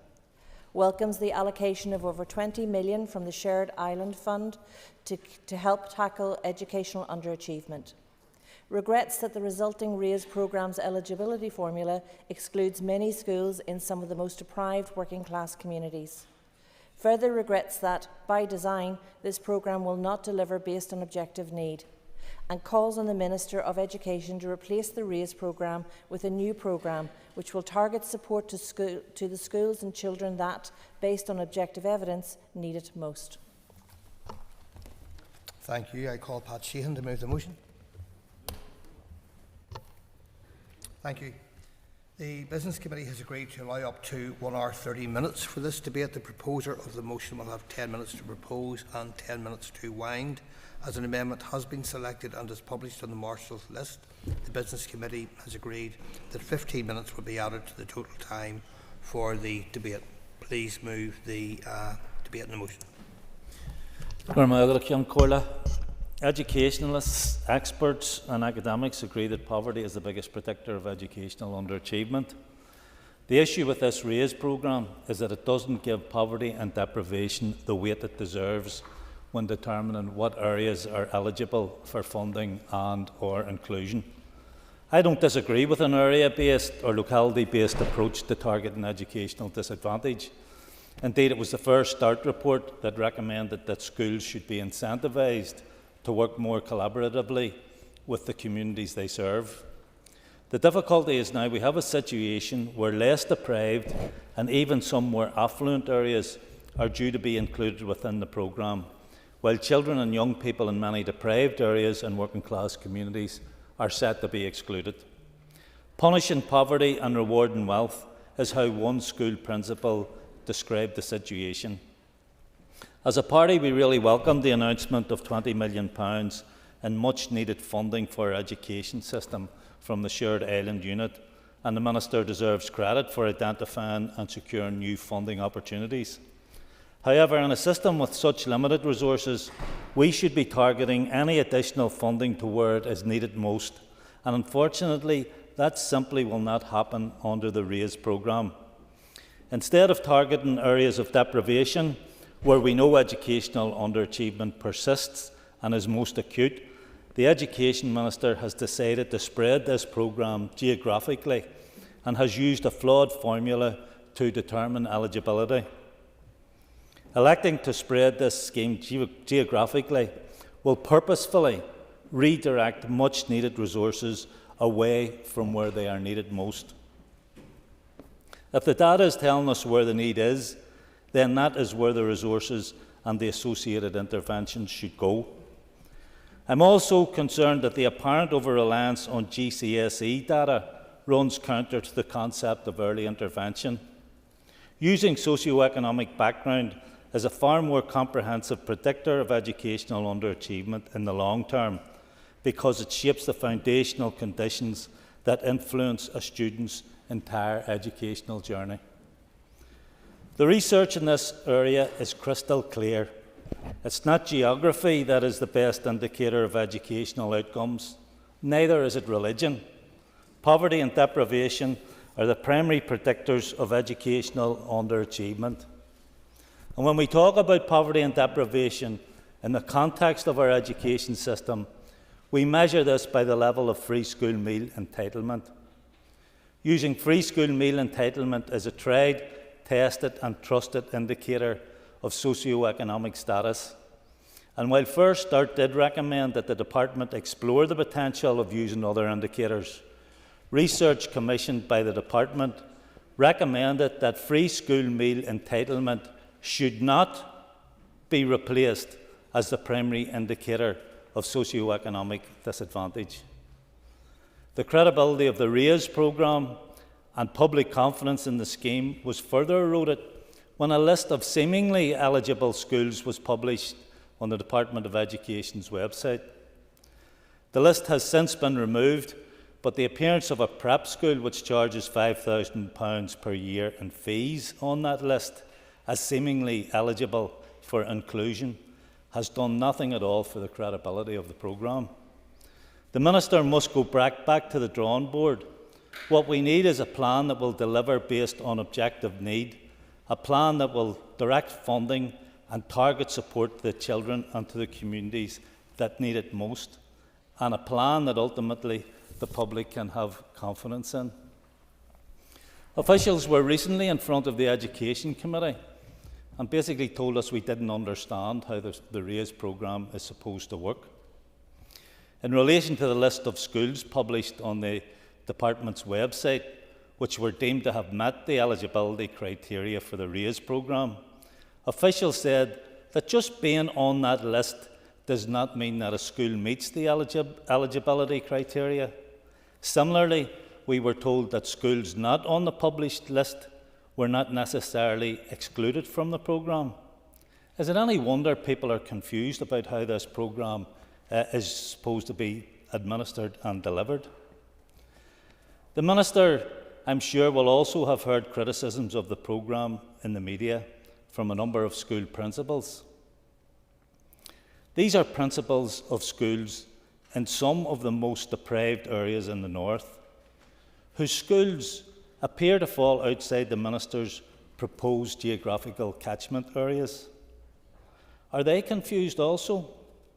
Do they not understand how this programme is to be rolled out? It's also worth mentioning the fact that the Minister told Mark Crothers on The View that he clearly didn't understand how the RAISE programme is supposed to work. So there we have it. Everyone is confused and wrong except the Minister. I've already said the Minister should go back to the drawing board. And there are plenty of examples of good practice in dealing with educational disadvantage. The Engage programme, which helped children who had fallen behind in their learning after COVID, is one good example. That was rolled out on the basis of free school meal entitlement and produced positive results. Or the Minister could look further afield to the south at the Delivering Equality of Opportunity in Schools programme, known as DAESH, which aims to reduce educational disadvantage. Under the DAESH programme, schools with the highest number of students at risk of educational disadvantage get extra resources. Perhaps, given the fact that we have the longest tail of educational underachievement on these islands, the Minister might take some learning from the DAESH programme and the system in the south in general. The ESRI comparative study of the education systems north and south show that far fewer young people are leaving school without qualifications in the south than in the north, and significantly more are going on to third-level education in the south than in the north. Of course, the ESRI report also flagged up the issue of academic selection, which they deemed to be a major factor in educational underachievement here. And of course, no serious educationalist believes that academic selection at 10 and 11 years of age is of any benefit either to the children or to the system of education we have here. So let me conclude with a suggestion for the Minister. When he devises or invents a new scheme and funding model, it's wise to game it out, to test drive it, in order to establish if there are any anomalies or unintended consequences. When that has been done, then one question needs to be asked: is this outcome fair? And by any metric or yardstick, this scheme the Minister has come up with is blatantly unfair and is not based on objective need. Thank you. I call Michelle Guy to move the amendment.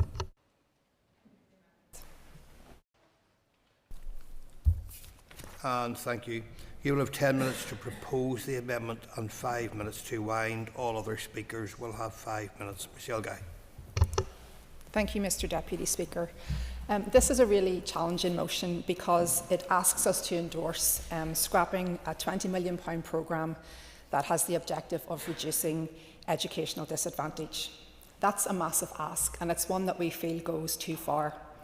So the purpose of the amendment that we have proposed is to agree with concerns raised about the criteria used, but to confine any repurposing to that aspect of the programme only. So we want to start by talking about the positives of this programme. The objective: Tackling educational disadvantage is an ambition I know we all share. Every child deserves the opportunity to thrive and fulfil their potential, and education offers a route out of poverty for children in our most disadvantaged areas. Objective need, however, must be the core principle guiding how we target interventions in this space. I also welcome the investment. £20 million is a substantial and hugely welcome investment from the Shared Island Fund into this vital area, which has been underfunded for too long. And I welcome the approach. Taking a whole community, place-based approach to this issue is something that we support. And I particularly love the two concepts of community articulated in this approach: the geographic place, but also the different groups and people impacting on a child's life. It's holistic, it looks beyond school-based provision to parental support and also early intervention initiatives.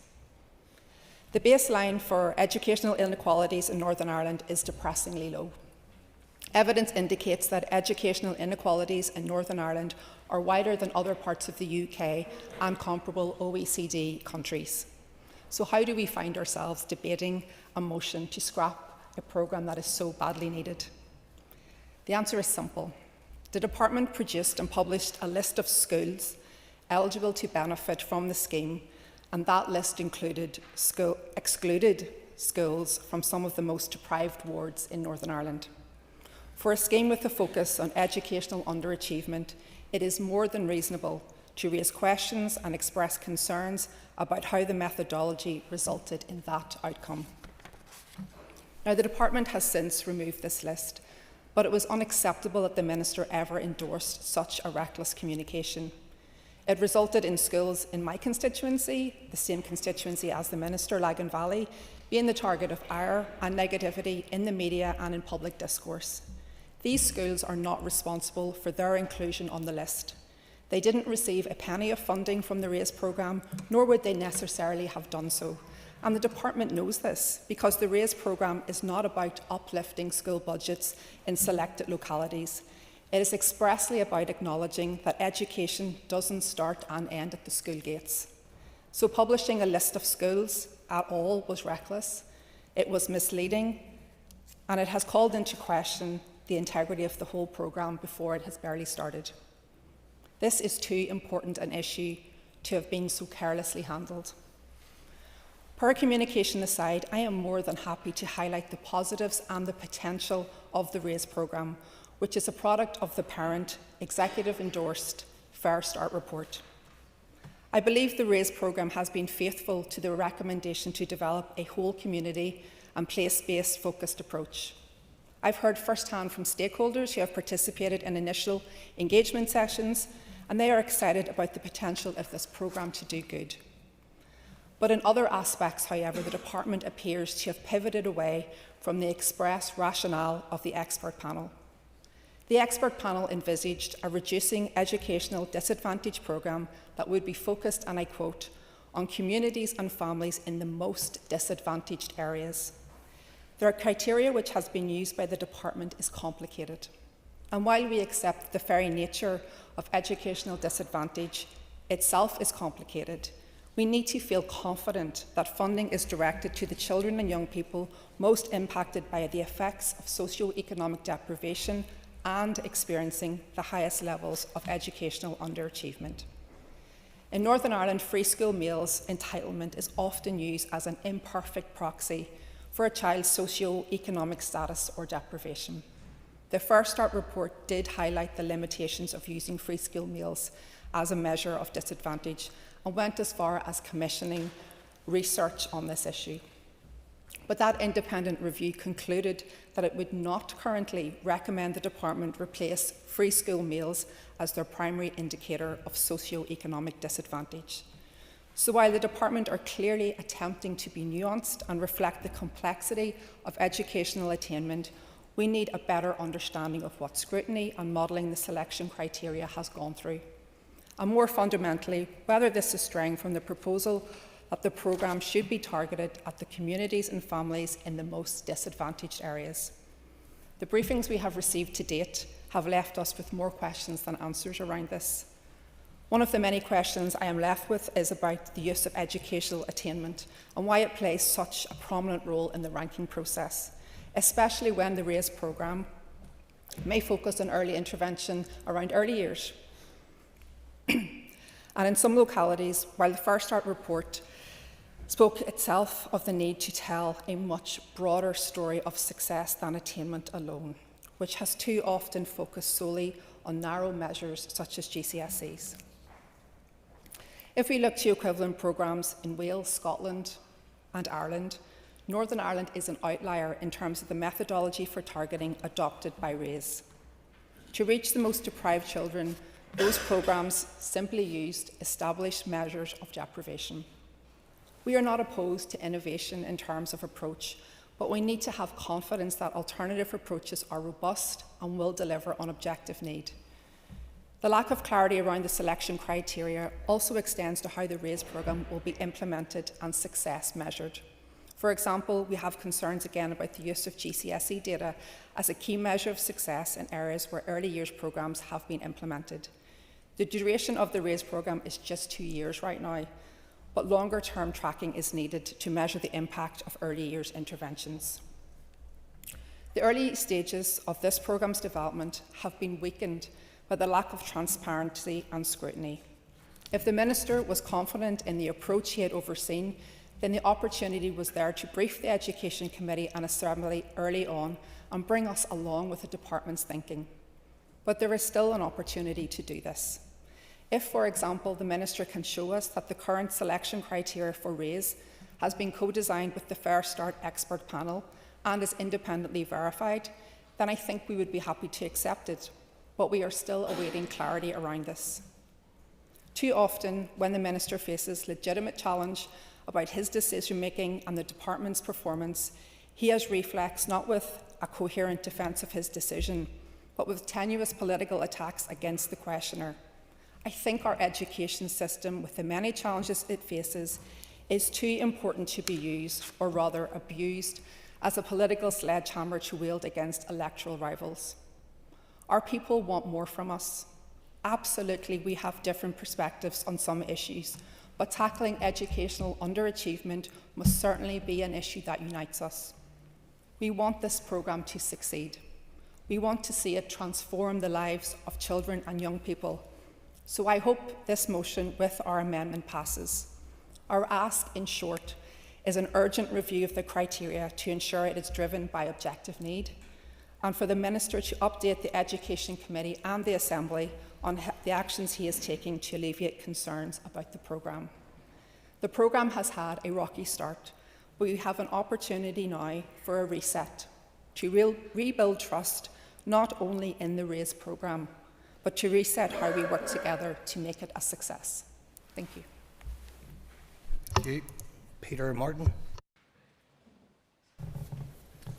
Thank you, Mr. Speaker. And I certainly want to thank the members opposite for tabling this motion today that allows a debate on this incredibly important issue.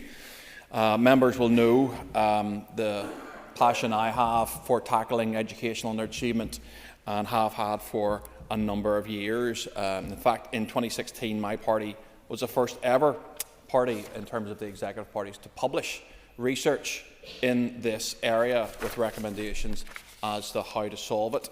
And at this point, I'd also like to pay tribute to Dr. John Kyle, who also published educational research on this area when this topic was not being discussed in this House back in 2015. In addressing the motion today, I would firstly agree with the proposers that socio-economic background is an important aspect in predicting educational achievement. But it is not the only one, and that is a substantial problem with how this motion is worded. In fact, to provide some very simple other predictors, for boys, a male teacher as a positive role model can have a significant impact.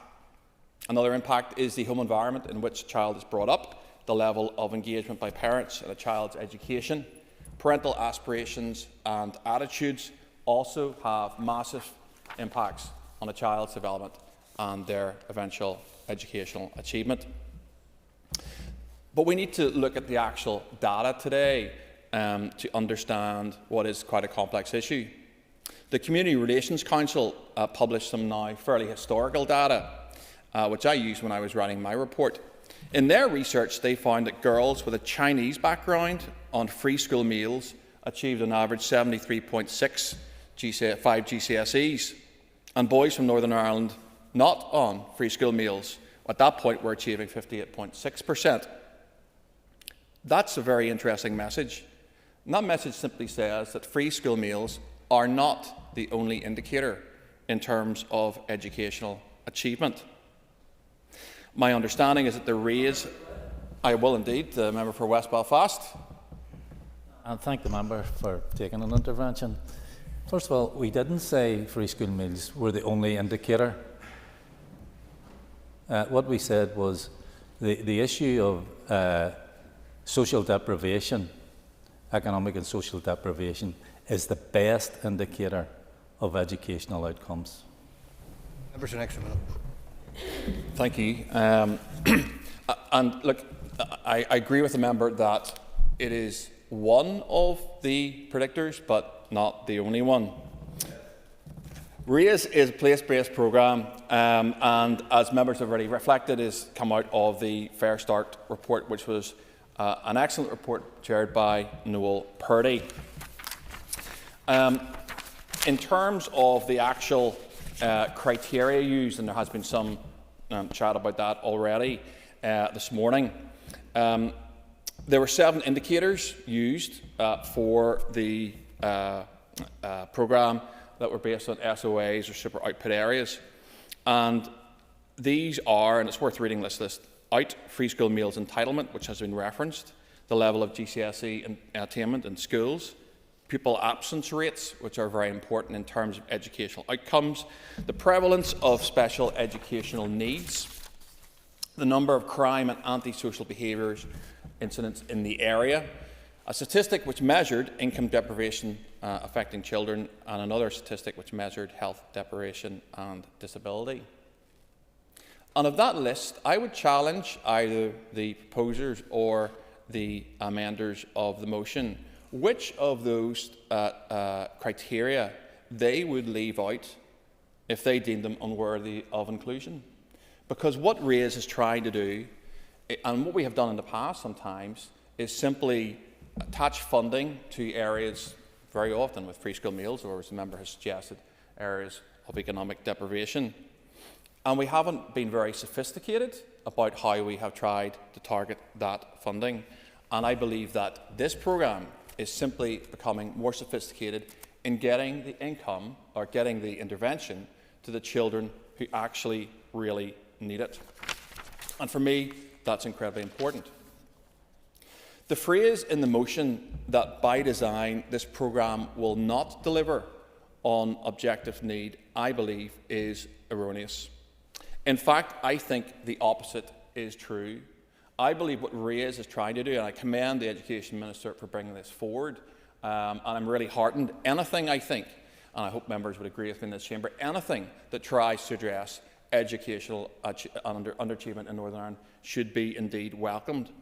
But this measurement, as the member referred to, is simply a more sophisticated way of trying to intervene.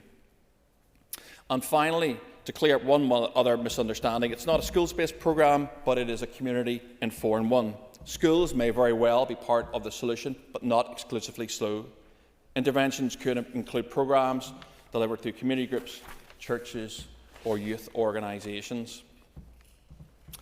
I believe that this programme will deliver really positive interventions for our children in Northern Ireland, and I certainly hope it will. Thank you, Mr. Speaker. Colin Crawford. Education is the most powerful weapon we have at our disposal. It has the potential to lift individuals out of poverty, to break cycles of disadvantage, and to create opportunities that can transform lives. Yet, too often, many of our children in Northern Ireland are left behind. The reality is that many of our children are not receiving the quality of education they deserve.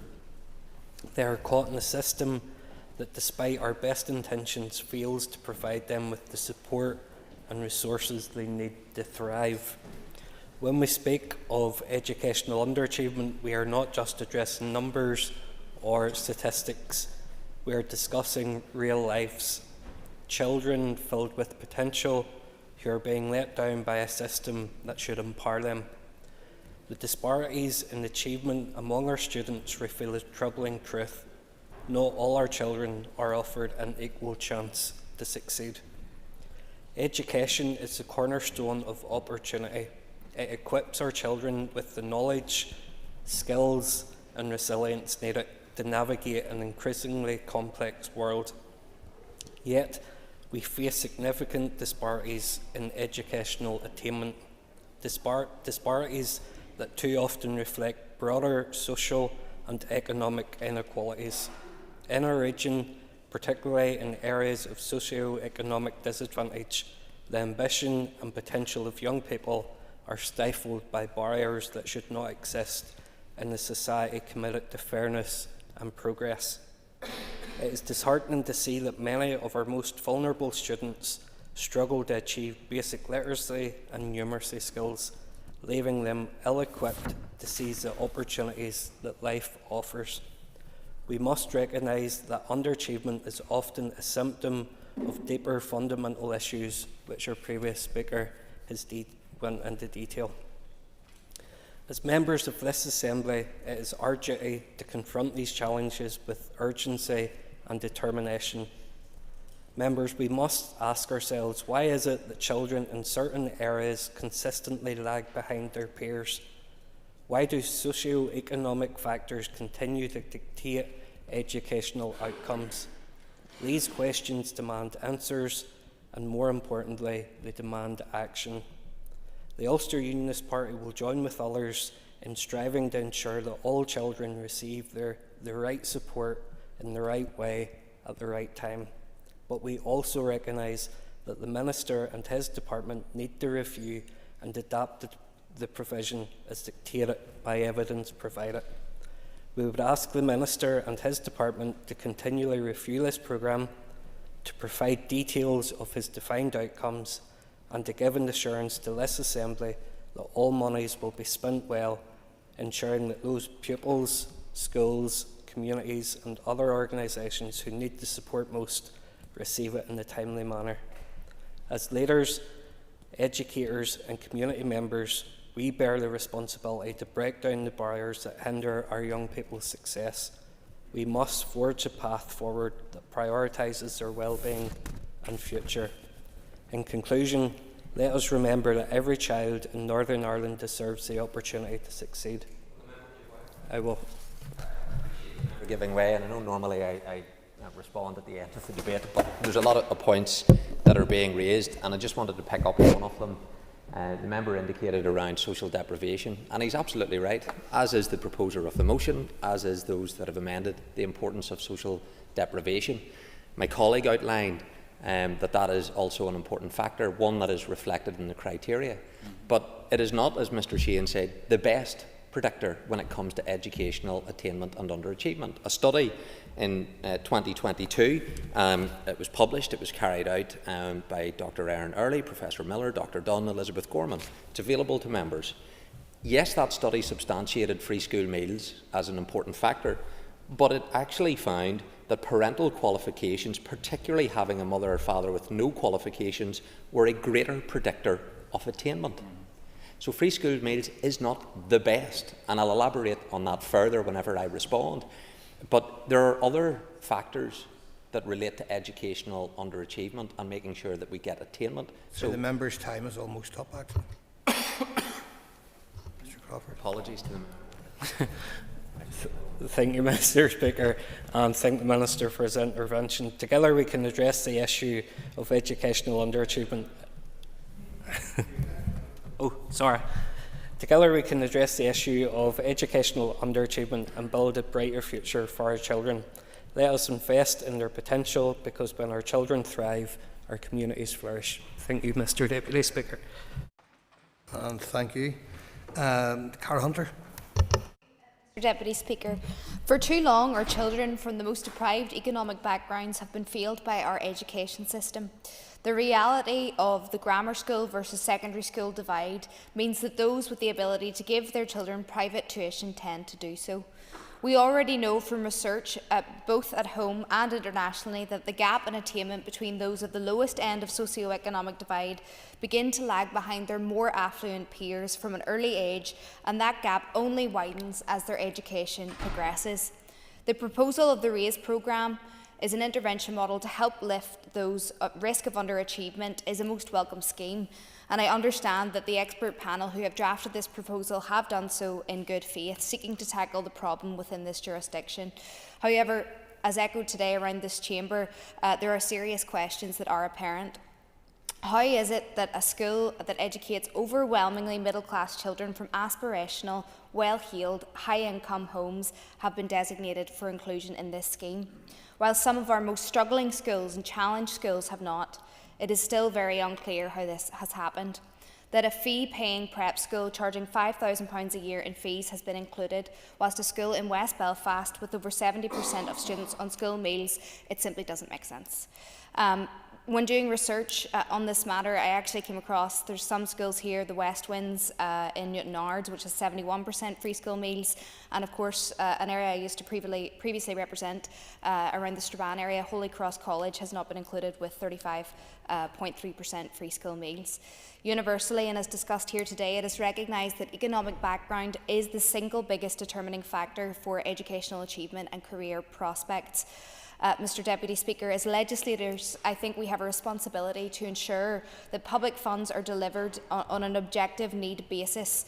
It cannot be, especially in these challenging times when budgets are so tight, that millions will be allotted to schools where there is every normal indicator which suggests that they're not in acute need of these funds. We have heard from some school leaders that the RAISE scheme as it stands is punishing poverty and rewarding wealth. And I think there's profound issues here on how this money has been allocated. It is of the utmost importance that there is some kind of reassessment of eligibility is made here, and the executive must be seen to take action and to lift up those objectively who are most in need first, and not those coming from wealthy backgrounds in the north who are clearly not requiring the intervention provided within this programme. Today the SDLP will be supporting the motion and the amendment, as we feel it calls for change and for enhanced transparency and collaboration with the Minister at the Education Committee. I'm of the firm belief that when we're at committee, it's a really fantastic tool to scrutinise effectively, to learn more from the Minister, and I think we would all agree that having you there, Minister, and having the ability to ask questions and seek answers is beneficial for us all. So I hope that action can be made today to remodel the RAISE scheme in such a way that delivers for our most vulnerable young people. And outside of that, I think it's just really crucial that we ensure that the funds that we have are adequately spent on those most in need. Thank you. Cathy Mason. The decision to pursue a greater geographical spread with the RAISE programme rather than target resources based on objective need is, in my view, fundamentally flawed. By trying to achieve a greater geographical spread, the Minister is directing much needed funding away from communities that would need it most. I'm really not convinced that the design of this programme has been fully thought through. If, as the department officials suggested, the goal is indeed to increase geographical coverage, which cannot be disagreed with, then why have we large working class communities from Mid-Ulster, Omagh, Strabane, Armagh City and the entirety of my own constituency of South Down all being excluded from the RAISE programme? For instance, Concollia, there are parts of Downpatrick which rank very highly in terms of deprivation. It's an area outside of Belfast and yet it doesn't feature at all. Fantastic schools like St Columkills Primary School in Downpatrick have been excluded from the RAISE funding despite being an area that scores very highly in the deprivation index than other areas that are included in these proposals. If we are serious about tackling educational underachievement, then we must accept that poverty is the biggest predictor of educational underachievement.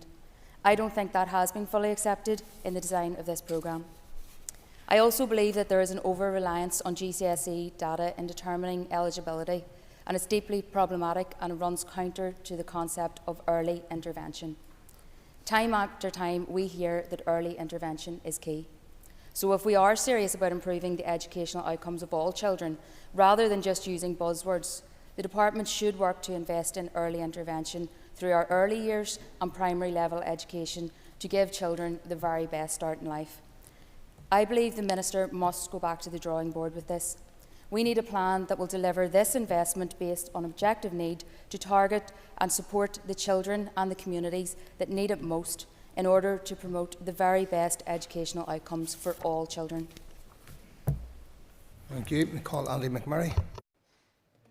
Deputy Chair, I want to begin by saying that I welcome the RAISE programme. Educational underachievement is a very serious challenge for Northern Ireland, and it is correct that the Department is taking steps to tackle it.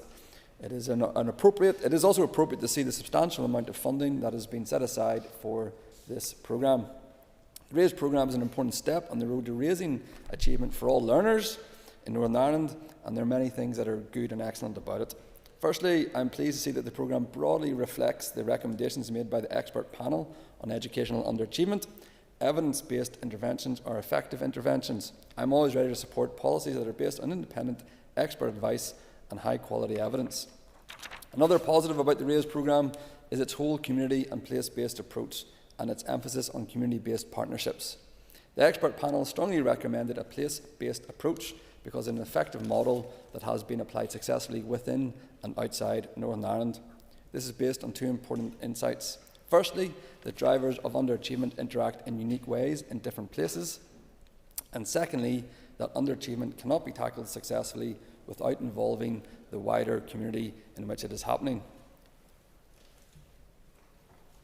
Place-based whole community programmes promise greater cooperation at a local level and create greater collective impact. I also like the fact that the eligibility criteria for RAISE are based on multiple deprivation model. The drivers of underachievement in Northern Ireland are incredibly complex. Research has shown that many factors are involved: gender, free school meal entitlement, religion, special educational needs status, school type, and area deprivation are all associated with differences in achievement, and different factors can amplify one another. At the same time, it is true that associations with socio-economic status are particularly well supported by evidence. A recent report on child poverty by the NI Audit Office found that at every stage of education, poorer children experience poorer outcomes.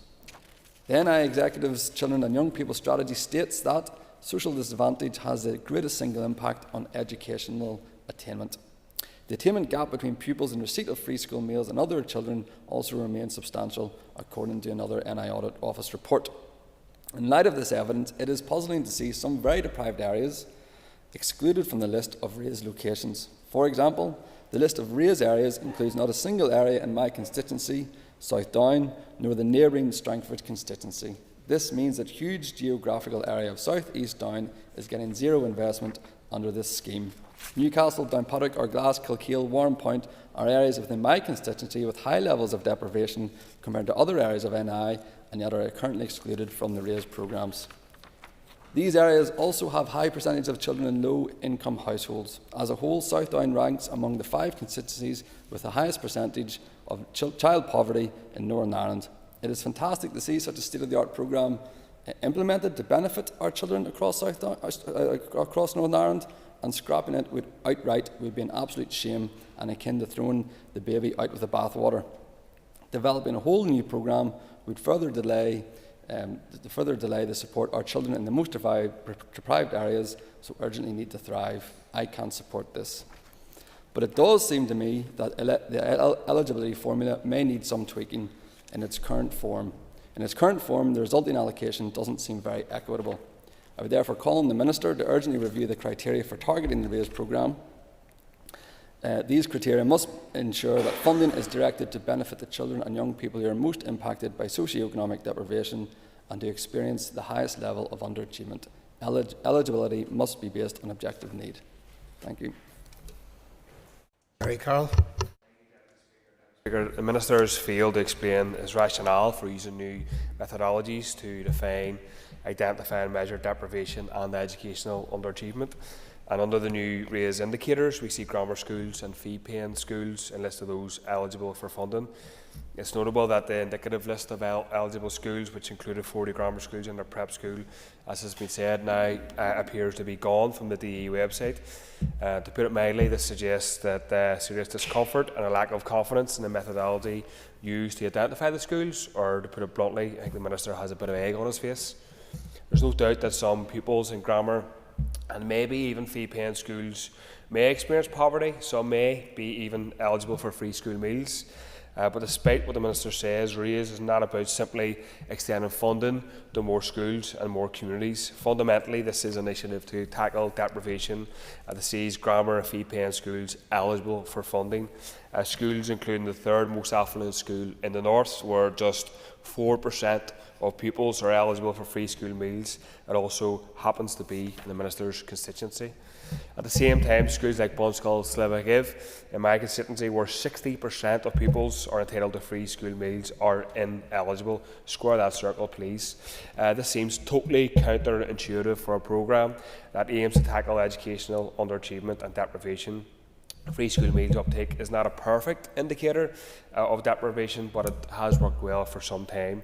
And when it was the primary measure of deprivation, areas with some of the highest levels of poverty and housing need actually received funding. And in effect, the Minister has made active, conscious choices to extend funding to wealthier communities, to wealthier schools, at the expense of making schools in deprived areas ineligible for funding. Again, totally unacceptable. The Minister has highlighted the fact that the scheme extends across the north rather than focusing only on urban areas, but it's still possible to have a programme that benefits working class communities across the north. This scheme should benefit schools in deprived areas including West Belfast, Ligonneil, Strabane, Downpatrick, South Down, West Winds, primary in Newton Ards as well, and its failure to do so is an indictment of this Minister's priorities and political decision making. The Department has said that the fact that a school is not on the list of those eligible for funding doesn't mean it can't be involved in the programme. I think that's an attempt at damaged limitation, to be frank. It would be helpful if the Minister could explain in what capacity schools in deprived communities might eventually be allowed to avail of a programme to tackle education underachievement and disadvantage, despite it appearing that they weren't allowed to apply in the first place. It was also raised by the proposer about academic selection, and again, surprise, surprise from the Minister, no sign that he intends to end academic selection. Worth repeating the fact that academic selection does perpetuate division and inequality. It amplifies middle class advantage and acts as a barrier to a more inclusive education system. And in this context, and in the absence of plans to scrap academic selection, Deputy Speaker, primary schools and non-selective secondary schools mitigate the worst impacts of our unequal system. When it comes to tackling educational disadvantage, our primary and non-selective secondary schools always do the heavy lifting. A scheme that fails to recognise this basic fact, a scheme that fails to give these schools the resources they desperately need, is doomed to fail. The Minister also, Deputy Speaker, recently gave the go-ahead for capital investment in 7 schools out of a list of 28 that were previously identified in 2022. Again, the questions are being asked around the Minister's methodology and how the Department has ranked the schools in need of investment. The 20 million mentioned about the RAISE programme is obviously funded by the Irish Government through the Irish Fund. Deputy Speaker, if my TD colleagues are returning in the general election in the South, we'll be raising this further and criticising the Minister's approach to this. Thank you. Thank you. We've heard from all members listed to speak, so I'm going to call the Minister of Education to respond. And Minister, you have up to 15 minutes. Thank you. Well, Mr. Deputy Speaker, in any other forum at any other time, I would have thought it uncontentious to say the best way to tackle educational underachievement is to tackle educational underachievement. Not so in this House, it would seem. Instead, there's much focus on the hyperbole and unfounded assertions. When we have objective educational data, I don't really understand why that would be the case. The United States Congressman Daniel Patrick Moynihan once reflected, "You're entitled to your opinion, but you're not entitled to your own facts." That seems appropriate to the premise of this motion. Prejudice is, of course, a great time saver. You can form opinions without having to get to the facts. I'm happy to debate the constraining opinions, although I find it unproductive to debate facts. The House must ask itself, should the RAISE programme simply and exactly replicate the £80 million of annual funding already allocated to tackle social disadvantage in schools through the Common Funding Scheme and other programmes? Or should it seek to support communities across Northern Ireland, ensuring a regional spread and directly targeting children living in areas where educational outcomes are lowest? The motion suggests that socio-economic background is the biggest predicator of educational underachievement. The evidence across the world, of course, shows a close link between social disadvantage and low educational achievement. That is why significant funding is already targeted by my department to tackle social disadvantage. However, the independent review of education, based on a thorough review of the evidence, was very clear. Large numbers of schools with a high level of disadvantage in Northern Ireland are performing well above expectations in GCSE and A-level outcomes. They conclude that both excellence and underachievement are to be found in schools with intakes at all levels of socio-economic disadvantage.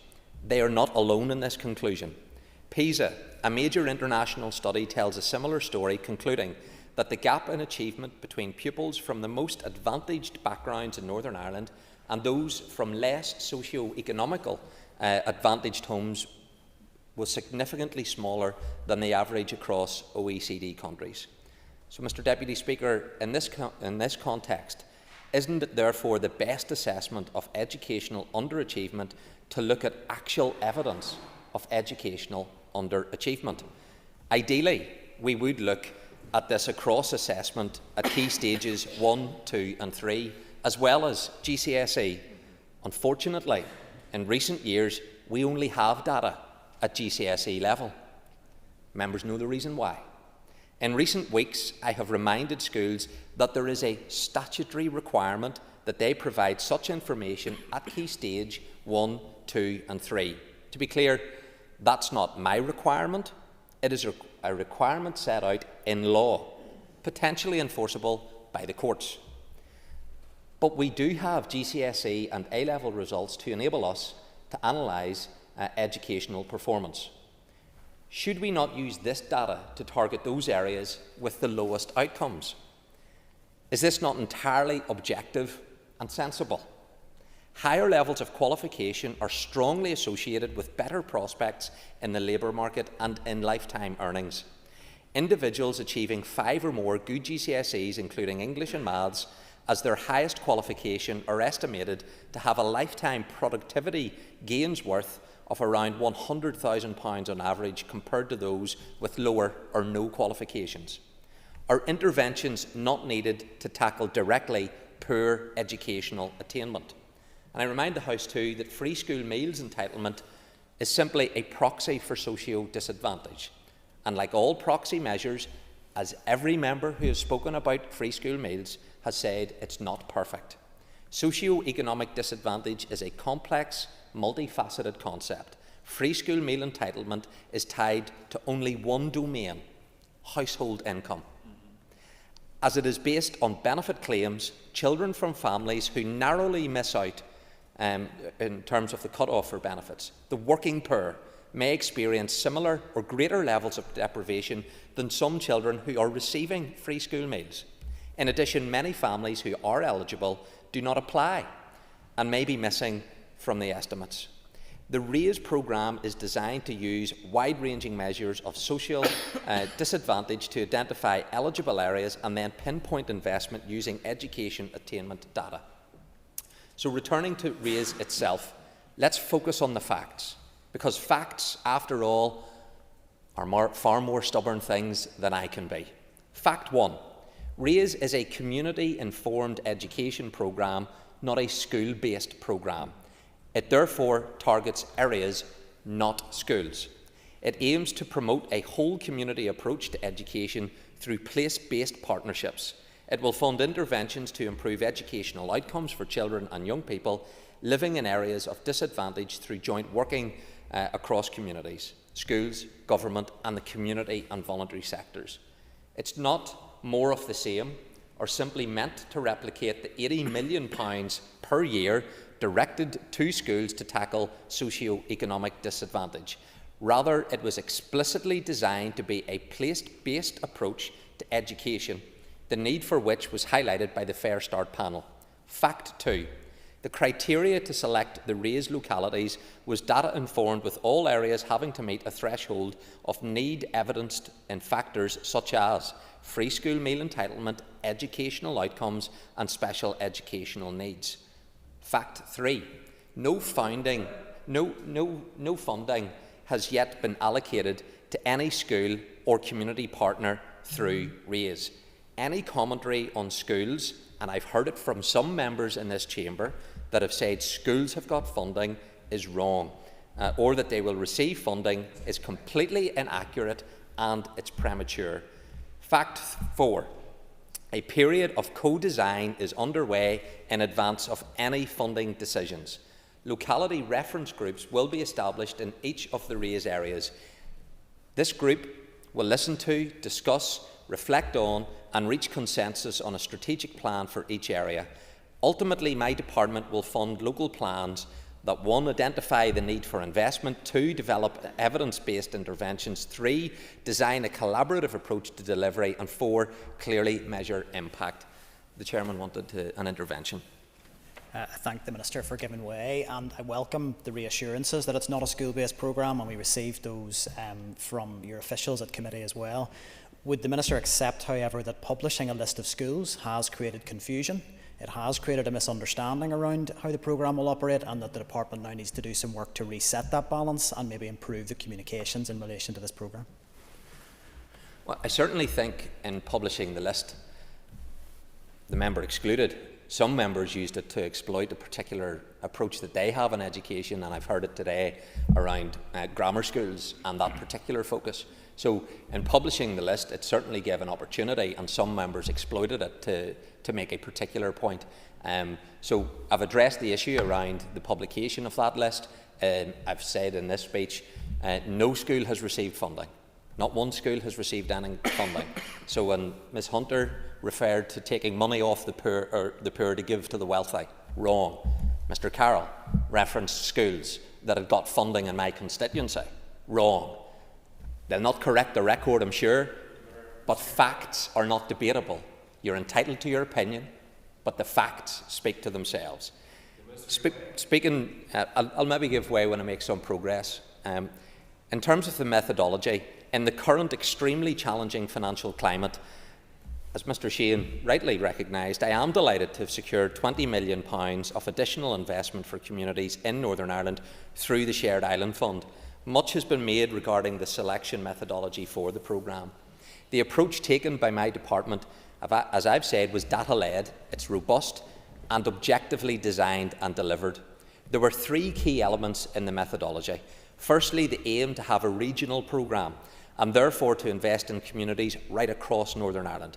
It is important that RAISE extends beyond the reach of Belfast and Londonderry to ensure that children in rural and coastal areas who are also facing poverty and educational disadvantage receive the support that they deserve. Members have highlighted some areas still aren't included. I would love to have included every part of Northern Ireland in this, but £20 million is £20 million, and therefore we have to have criteria and a scheme in terms of the methodology.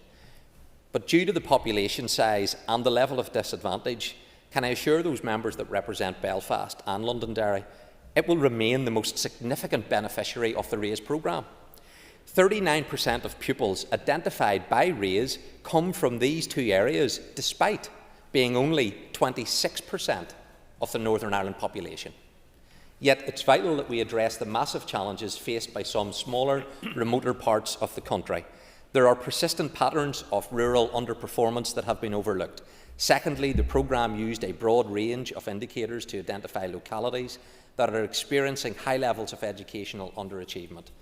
Super output areas across Northern Ireland were analysed using 7 criteria: Free school meals was supplemented by measures of special educational needs, pupil attendance and GCSE achievement, as well as the Northern Ireland multiple deprivation measures of income and health deprivation, and finally, crime and antisocial behaviour. These 7 criteria were informed by discussions with a stakeholder reference group which was put in place to support delivery of the Fair Start actions. And whilst free school meals is an important indicator, it was included, and I make no apology for wanting to also examine indicators of health, crime and economic inactivity. These are key factors in educational disadvantage. Thirdly, the programme prioritised investment in those areas with lowest levels of attainment. The 7 criteria created a short list of 256 eligible super output areas with lower levels of attainment at GCSE, then prioritised for investment. As the Minister for Education, and as such, I want all children and young people to reach their potential. Ultimately, the success of this programme will be determined on how well it improves educational outcomes. So it is absolutely right that I invest in areas with the lowest levels of attainment, and I absolutely refute, therefore, the assertion within the motion that this data is not objective. The RAISE programme targets children, not institutions. It directly targets investment on areas where there are too many children who, after 12 years of schooling, leave without basic skills needed to succeed in life. So, Mr. Speaker, in concluding today, I want to emphasise that the RAISE programme is a new approach. It is a programme that goes beyond the school gate. It aims to complement existing interventions and invest in communities that have the highest levels of educational underachievement. It is focused on improving outcomes, directly targeting investment where attainment is lowest. We are not using the single data set of free school levels in schools. And I ask this House, do we not need to tackle educational inequality by pooling resources, using evidence-based approaches and testing new ways to unlock the barriers that hold young people back in areas where the educational challenges are greatest? So, Mr. Deputy Speaker, I want to assure members of this Assembly that 1, the data behind RAISE is extremely robust. 2, it is evidence-informed and data-led. 3, it targets those based on evidence of deprivation and low achievement, because both are essential. Thank you. Members, firstly, a subtle reminder that's been pointed out to members before, that when a member or a minister has not given way and is not giving way, there really is no need to persist. Members, the Business Committee has arranged to meet at 1 p.m. today. I propose, therefore, by leave of the Assembly, to suspend the sitting until 2 p.m. This debate will continue following question time, when the next person to be called will be Nick Matheson to wind on the amendment. The sitting is by leave suspended.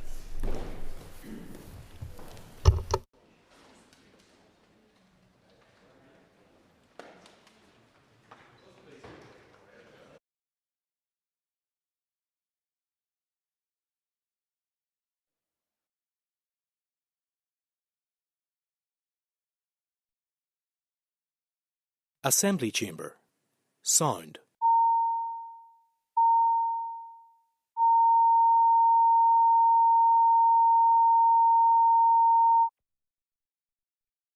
Assembly Chamber.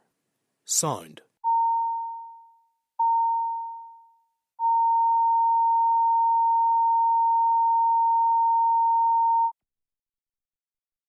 Assembly Chamber. Sound.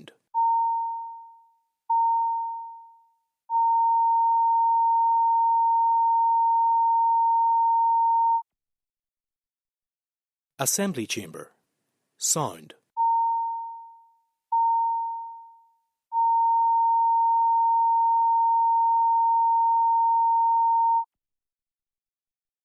Assembly Chamber. Sound.